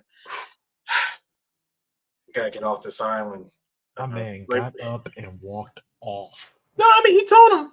He's like, hey, Chuck, we gotta get off this island. We gotta get back to the mainland. He goes, yeah. Yeah, you're right. We we gotta try to outsmart him somehow. Looking over at Ben Kingsley, he just gives him the simple. I like how it was completely inaudible, where you couldn't even hear it. Ben Kingsley having the most disappointed look, like I failed. My experiment failed. After 2 years, all this failed. We got to do it. Go ahead, prep it. And then Kingsley did this. Hold on. Yeah. Hold on. Max von Sydow, but with a smile on his face. What was the reason? I had a reason. What was the reason? What was the reason? I just explained the reason. What was the reason, bitch? I don't need. I mean, so that was an I told you so. Max had it look like, because Max like this. 2 years. Also, he put a sedative in my neck a day ago. And and hold on. And on top of that, he spent the last 9 months putting this plan together. Mm-hmm. So when he tells him, we got to get off this island, and when he's like, yeah, we got to outsmart them somehow. You know what? I got a question. Honestly, the best line in the whole movie. Is it worse to live as a monster or to die as a good man? Didn't stick around for the answer. He just asked him that question, got up, peacefully walked towards immunity, peacefully walked towards the orderlies. But if you noticed, Sheenan goes, Teddy, wait, what? When he called him by the name that that he went by, Teddy, you notice that he didn't respond back. And I said, oh, wait a minute. He's accepted what's happened, but he's also accepting the actual, the lobotomization. My man finally made peace with what, with the fact that he's been there for 2 years of what he did, and he's going for it. He's going for the operation. And yet, I'm like, and you know what's funny? When we did Sucker Punch, I was like, this is my favorite part of the movie. You know what's crazy? When we did Sucker Punch, I think I do remember bringing up Shutter Island, because I was like, how is it that Shutter Island did the better ending of lobotomizing someone than Sucker Punch did? Because first off, because Zack Snyder, first of all, can't spell lobotomize. Second of all, God damn. No, here's the errors. God damn. I would love to see. But then he did give us there's a Y in there somewhere. Then again, he did give us the McDowells of Star Wars movies with Rebel Moon, so it tracks. No. See, first of all, Sucker Punch was 2 quarters of weeb fantasy and IMAX thrown at us. You're right. Come on, Emily Browning in a freaking sailor skirt with a samurai sword, fighting ogre-sized like Shogun warlords and shit. And Gen Zers. Hey, Gen Zers. Fair statement, I think. Hey, Gen Zers. Stop trying to make that movie a thing. We need to give this movie a second chance. We need a Snyder cut. No, we don't. No, we don't need this. No, we don't. We don't. We are lucky that Zach was lucky that he got his money back. Zach gonna give us a slow motion lobotomy, be like, we're gonna shoot a lobotomy in slow motion. And just to work in the title, Chris, did you notice the lobotomization happened like a sucker punch? Mm-hmm. Nice. That was not my attempt at humor. That legit happened in the movie. I know. That being said, I watched this man make a movie where he did people's slow motion farming. I didn't think it was my man that collects a check in every movie was out here with his black Negro sweat cutting wheat in slow motion. And I'm like, you padded out 20 minutes of this shit for this movie? What are we doing here? Also, shout outs to you with the anime hands. Like, no. I'm wiping sweat. Oh, okay. Slow motion. Gotta see the muscle definition. I know the muscle, like the veins popping, because ladies love the veins. So, grabs the rope. Man, it's like white people saw that scene in the Matrix where Keanu and what's the Trinity, and they was like, we got to redo it. We got to make it all slow and sexy. Like, stop.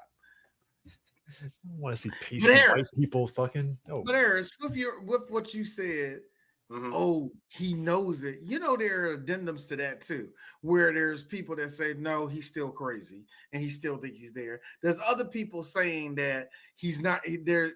They don't think he got lobotomized. They think that something else may have happened to him. There are some other people saying that they start the whole process over again. I thought they start the process all over again. I don't think they do. I don't think they will. I don't think this they man was a special case. They spent 2 years on him. Like I said, it's amazing. I keep saying it, 2 years. 2 fucking years. I knew you saying 2 years like it's some sort of punctuation. 2 years. I'm staying on this. I'm like, I get it, Harris. But it's 2 years, and you got the awarded title of the most dangerous patient on this island. Harris, you are a problem. It did. What about favorite part? Ben Kingsley. No, I know. You're here with your partner. You're trying to crack the case on here. I heard this story 100 times, Andrew. Like that. And that's why I said I had to look at this movie like a film critic and look at the acting. I was like, oh my God. He really did. Like, dog, we've been over this. You are not a U.S. Marshal. You went crazy. That's what happened. You have not been a marshal in almost 3 years. It's even worse. It's even worse than that. D. You see, when he gets that revelation that there's kids, it was his kids that were drowned. God, it's such a fucked up part. But I think the part that was even more fucked up was when he realized that his wife's birthday of turning 26 was 3 days ago.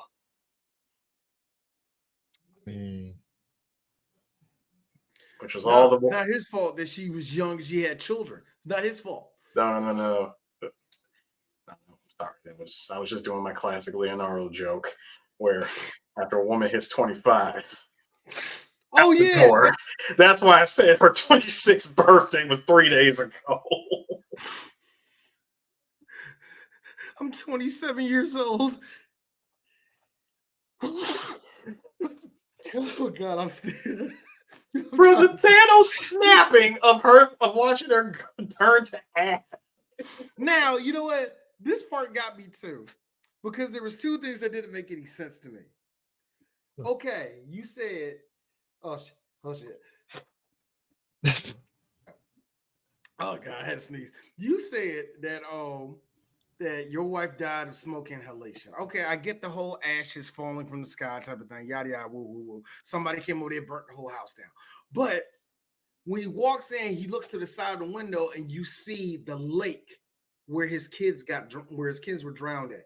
And I remember thinking to myself, God damn, thinking about some shit.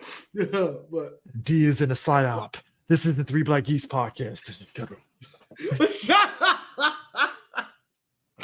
Oh shit! Sue just comes out of nowhere. What are you talking about? We're not Three Black Geeks. He's crazy again, guys. Time for that lobotomy.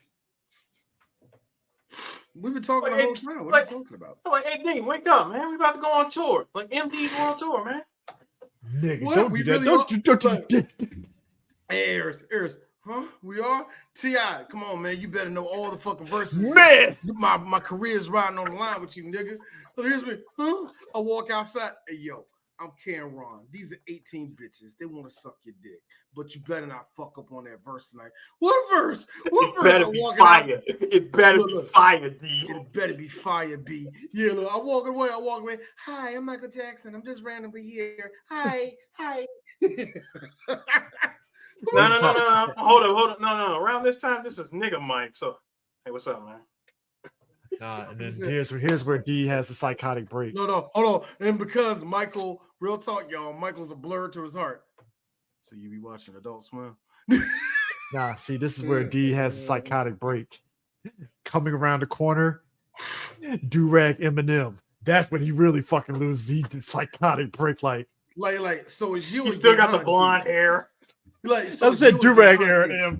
Here's me. Oh my God, Eminem. Yeah, oh my God, motherfucker. Listen to me. You're not going to take away my rap career.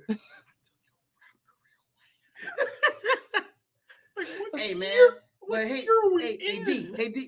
D, take my CD. Oh, I will. K-Dot? What's going on?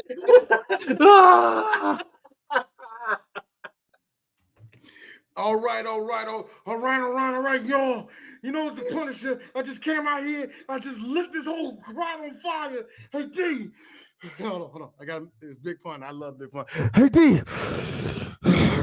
Come over here.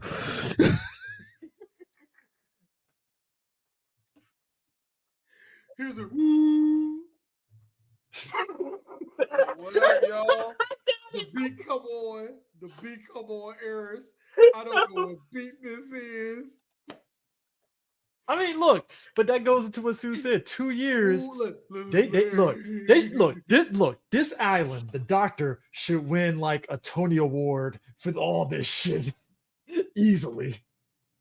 Like, can I put this in for an award, Nobel Peace Prize, something? Like this man took, and best part was when he said, the doctors, we let you have a run of the place, for like the last several months or something like that.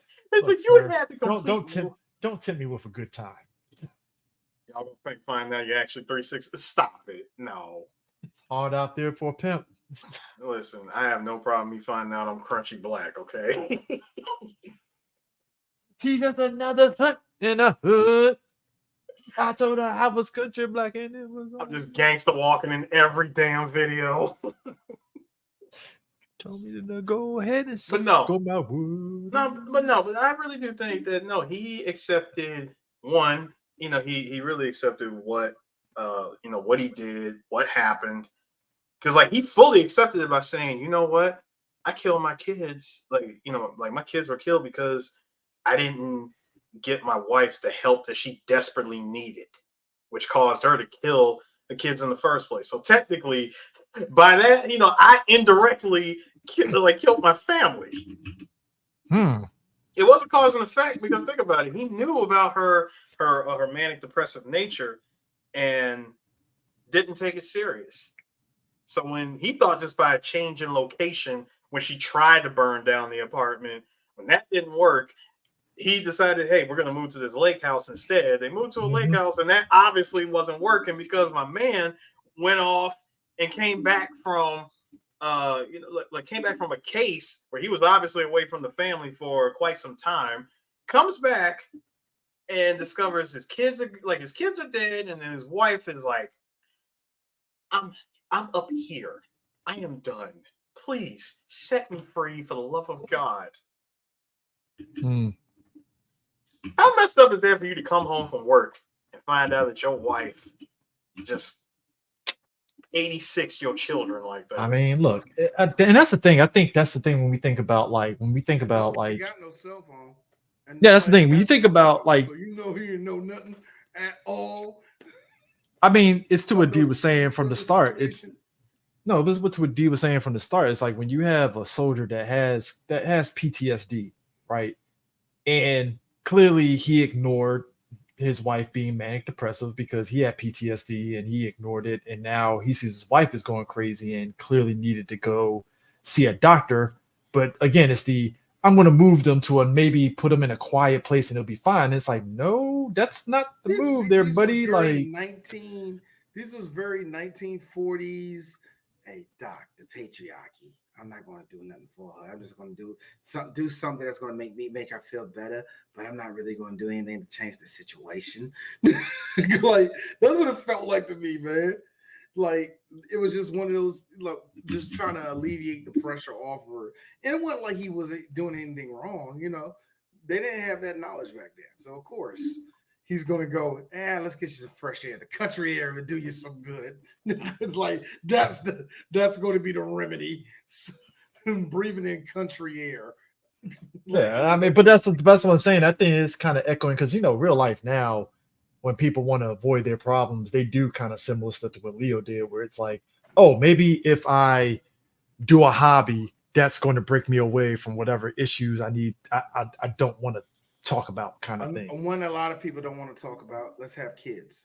Yeah, let's have kids, even though we are look. The amount of people mature. It's not even about being mature. Y'all both one of you are crazy. One of you are legally crazy. I mean, even like in this like society as a whole, because even when you look down to even the smallest thing where people who are clearly in a fucked up situation of relationship, they're like, well, maybe if we move in together, this is going to be the thing that fixes it. Or maybe we do this. Yeah. And his thing was like, move us to near the lake and water. It'll be serene and away from the city. This will be great. And it's like, I don't know if that great outdoors will do wonders. Come on, she's a kooky. Come on, she's just a kooky broad. All I gotta do is make sure she's not around all the planes and stuff. She's gonna be all right. That's how your great grandparents talked. The Gen Zers. Yeah, look, that's why people sit there and say some of these women need to stop saying, I'm gonna stay married like my grandma. I'm like, first off, your great grandmother did not have rights as a woman, so she had no choice but to stay with the husband. Second of all, you do not have the fortitude to stay with somebody. Honestly, you really don't. You like your best friends don't like being around you too long. What do you keep a man there? Also, with the young ladies today, they're not learning from mom how to cook. We're losing recipes. I feel that was a conversation. This is a dark joke.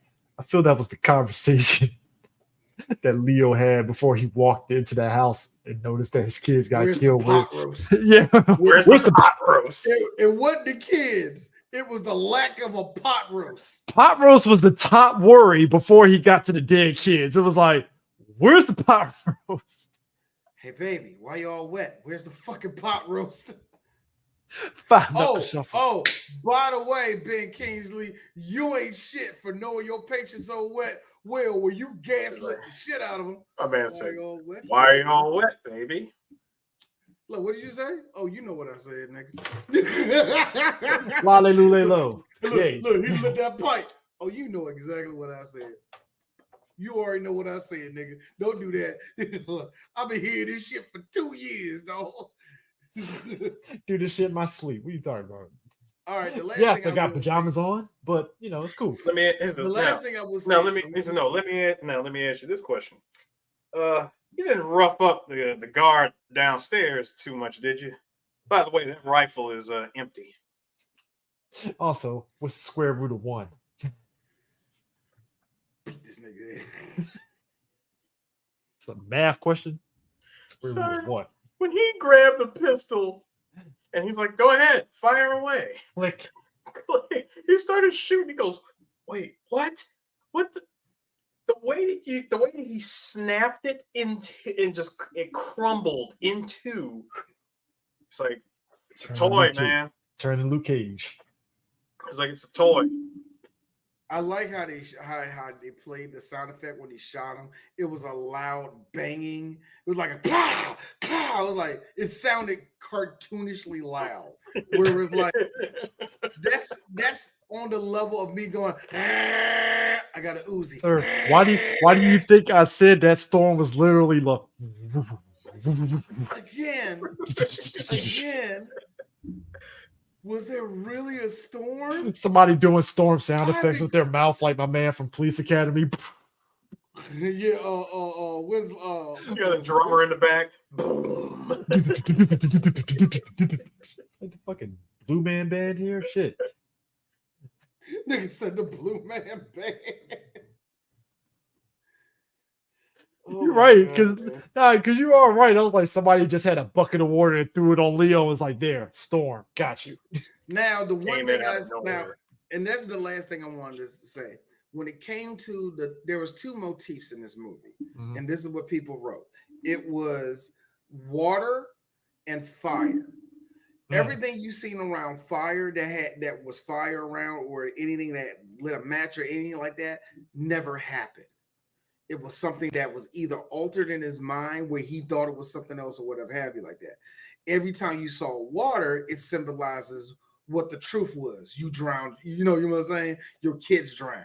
Remember he was grabbing his wife in the beginning of the movie. Instead of seeing ashes, his hands were wet. So they're saying that water was actually truth, which goes into my thing. So the storm actually happened, right? But they're saying that the storm was actually symbolism for something else. You see what I'm talking about, right? I mean, you see what I'm talking about. There's a lot of theories. I mean, you know, whole lot of theories. I mean, that's what makes it so open-ended, because it goes from what we were talking about, like how long, Sue County saying 2 years, and then it's like, so are they just re-upping like every week on this study? Like, hey, 3 days we're gonna do this, and then 4 days off, 3 days on, 4 days off, that kind of shit. After a close observation, yeah. I mean, we gotta switch this up. Like I said, Max von Sydow put a knife up that nigga's nose. That happened. I mean, look. I think it kind of brings up something. I think when we talk about like prison reform and just people that are in prison, it's kind of wild to me that we used to actually in this country have crazy houses that were there to actually help people that were crazy, and now we just throw them in jail like it's nothing. And this isn't like saying that the Ben Kingsley, his experiments is necessarily like a thing or anything. A lot of that stopped happening. And on top of that, asylums, much like hospices and other additional services that we may need, they're not very funded well. That's another thing. Also, hate to put that out there, but a lot of women get raped in those insane asylums. A whole lot of them. So yeah, that's another big thing. Also, there is that was very Third Reichish of you to experiment on that person like that. What did I do? It happens in these hospitals. So there's not too many asylums out there, man. There are different mental institutions, because just real talk, the way we were treating people in the asylums, it wasn't the right way to go. So some of the new medicine we're doing now is a lot better. So let's just put it that way. So that was Shutter Island. A mind F of a movie.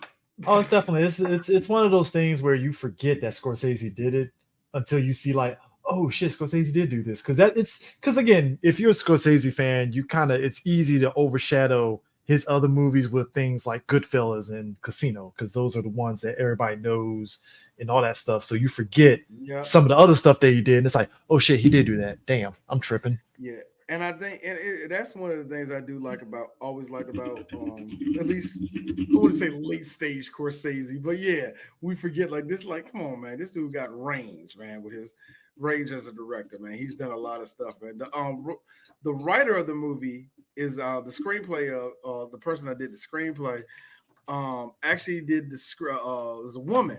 She did the script for Alexander, Night Watch, Pathfinder. She was one of the producers for the Birds of Prey show and the Bionic Woman show that came out.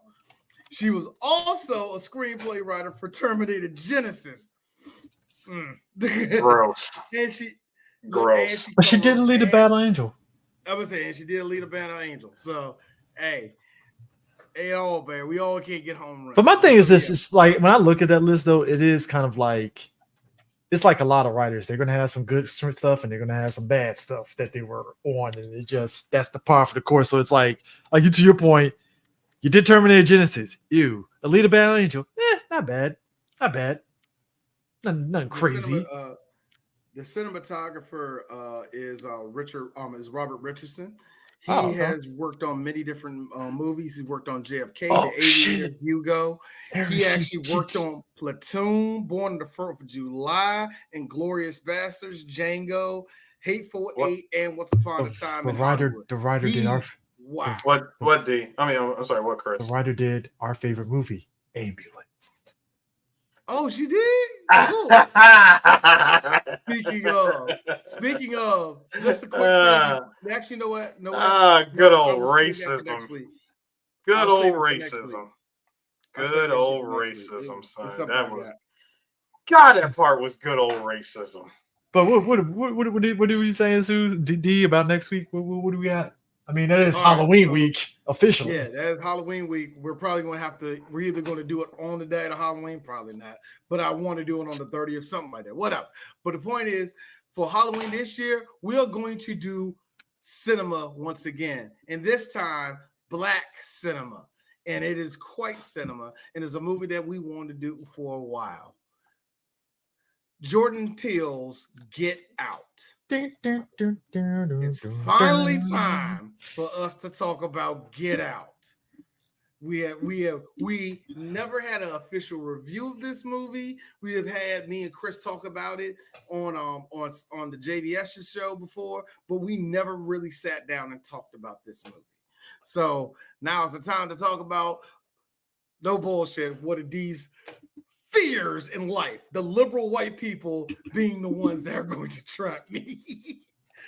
Liberal and living in DC is a constant fear of what I have with white folk. Look, all I will say is this: I voted for Kamala, nigger. That's what it feels like. All I will say, it kind of ushered in. Look, I would say this: I would have voted for Barack Obama a third time.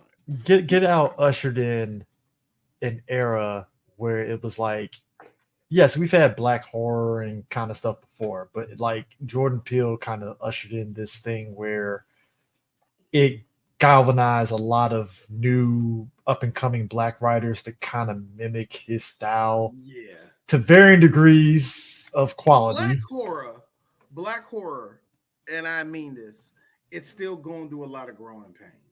Yeah, we're still not where we wanted to be. The shit we did in the 70s and 80s was cute, but it was nothing really groundbreaking or big time.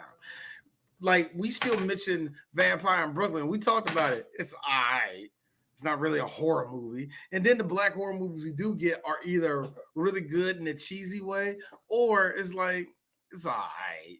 We never had too many just be a home run. A lot of people want to say Tales from the Hood, but I know a lot of people that don't like Tales in the Hood. So you see what I'm saying? It's weird, man.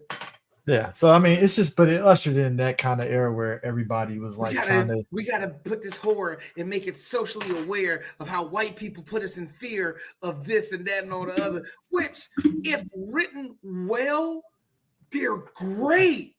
Where you can mix in the shit that we go through with daily shit, just dealing with white people. If you can mix that in and make it horror and it's written well, it's super good. If it's hacky, if it's done by somebody who clearly was raised around white people and barely been raised around black people, it's gonna come off corny. But it's also the thing of like, it highlighted that it's an anomaly where only Jordan Peele was able to accomplish it. And I think it's because when you look at like the movies that Jordan Peele did, it's not like he wasn't cranking them out like every year and burning himself out. It's like, it's very spread out to where if he's going to do this movie, I'm going to take my time on this shit. and this is what you're gonna get, versus other people where it's like, all right, I got this success, move on to the next. And it's like, well, like, did you give yourself time to really think about what worked in your last project before you did, and I will say this, much like Get Out, I want us to do Us one day, but us to me, I was looking for it to be more scary. I didn't watch it to look at it for not so much the references, but the underlining story it was trying undercurrent. to do. You know what I mean? There's an undercurrent. Like, it's kind of stupid, the whole hands across America thing, but hands was that similar? But me, and I told you when we was watching, like, how was it? We're like, yeah, this is about a C. But you and me was like this. That means something. What, like, that's symbolism for some shit. So yeah. Yeah, I think, and also not burying the lead here, but that ending to Get Out was definitely one of those like, okay. I just wanted to point out that Anthony Oliver Scott of the New York Times wrote in his review that's about Shutter Island, something terrible is afoot, and that something turns out to be the movie itself. Jesus Christ. It's weird. There is a small contingent of critics that do not like this movie. The audience absolutely love it. Some critics absolutely love it, but there's this contingent of critics that ew, doo-doo juice and throw it away. What? Bro, hold up. Our local print, the Washington Post, negatively described the film as just being one word, weird. I mean, is that really a slur? Negatively described. Who had the weekend shift and gave up that weak excuse? That was Ann Hornaday. Whoever's the editor at the Washington Post at that time, who was the film critic of who's the film critic for the Washington Post, negatively described it as just simply weird. That's that bullshit. That's that bullshit. I know. I know it's that bullshit. I mean, I'm sorry it wasn't as eloquently, put as something terrible is afoot, and sadly, that something turned out to be the movie. I'm sorry, that's a bar. I mean, yeah, that's a bar. And it's actually the movie. Hello, I work for the Washington Post.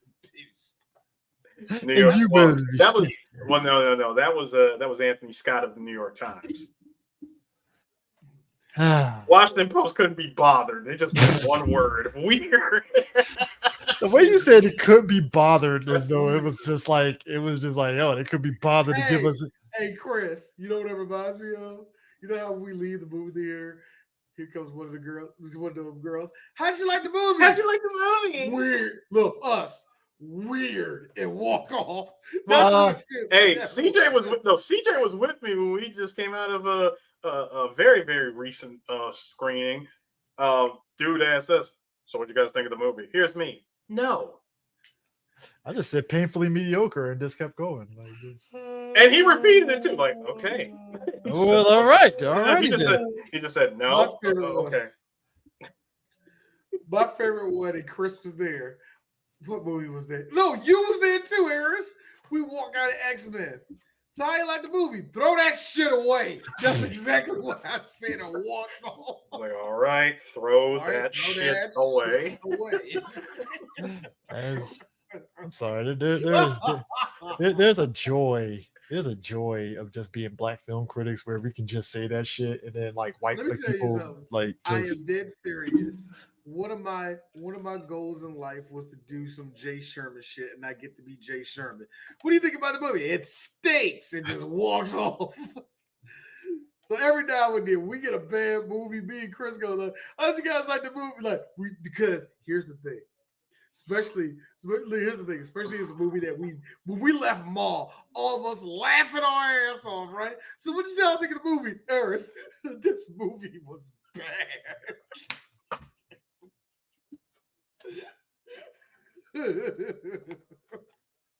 This movie is terrible. I mean, your laughter in his voice. Yeah. I did do that. I remember having a good laugh walking out. So, what you think of the movie? Oh, this was terrible. And then there's other times where we get I said, son, this thing had something in common with Baskin Robbins. It was 31 flavors of awful. It's a 2-pack of ass. Shit stinks. Man, and Chris, I'm mad that you used that for that, man, because no, when you put the 2-pack of ass up, that's you giving it 2 out of 10 stars and below. That's when you give it a 2-pack. When I saw Fantasy Island, I bet that hear me good, motherfucker. I want people to understand. You need to listen to our Fantasy Island episode. I was one of those people that I remember seeing a trailer for that movie, and I was like, that's a choice. You were like, and I remember you was like, I don't know, D. Blumhouse did it. It's Blumhouse. Right. It could be Gibson. Now, a week that came out a week before, Chris didn't really hear nothing. And I told Chris, I'm like, yo, I just seen this movie. Chris is like this. Wait a minute, just see what? Fantasy Island. How was it? Fuck this movie.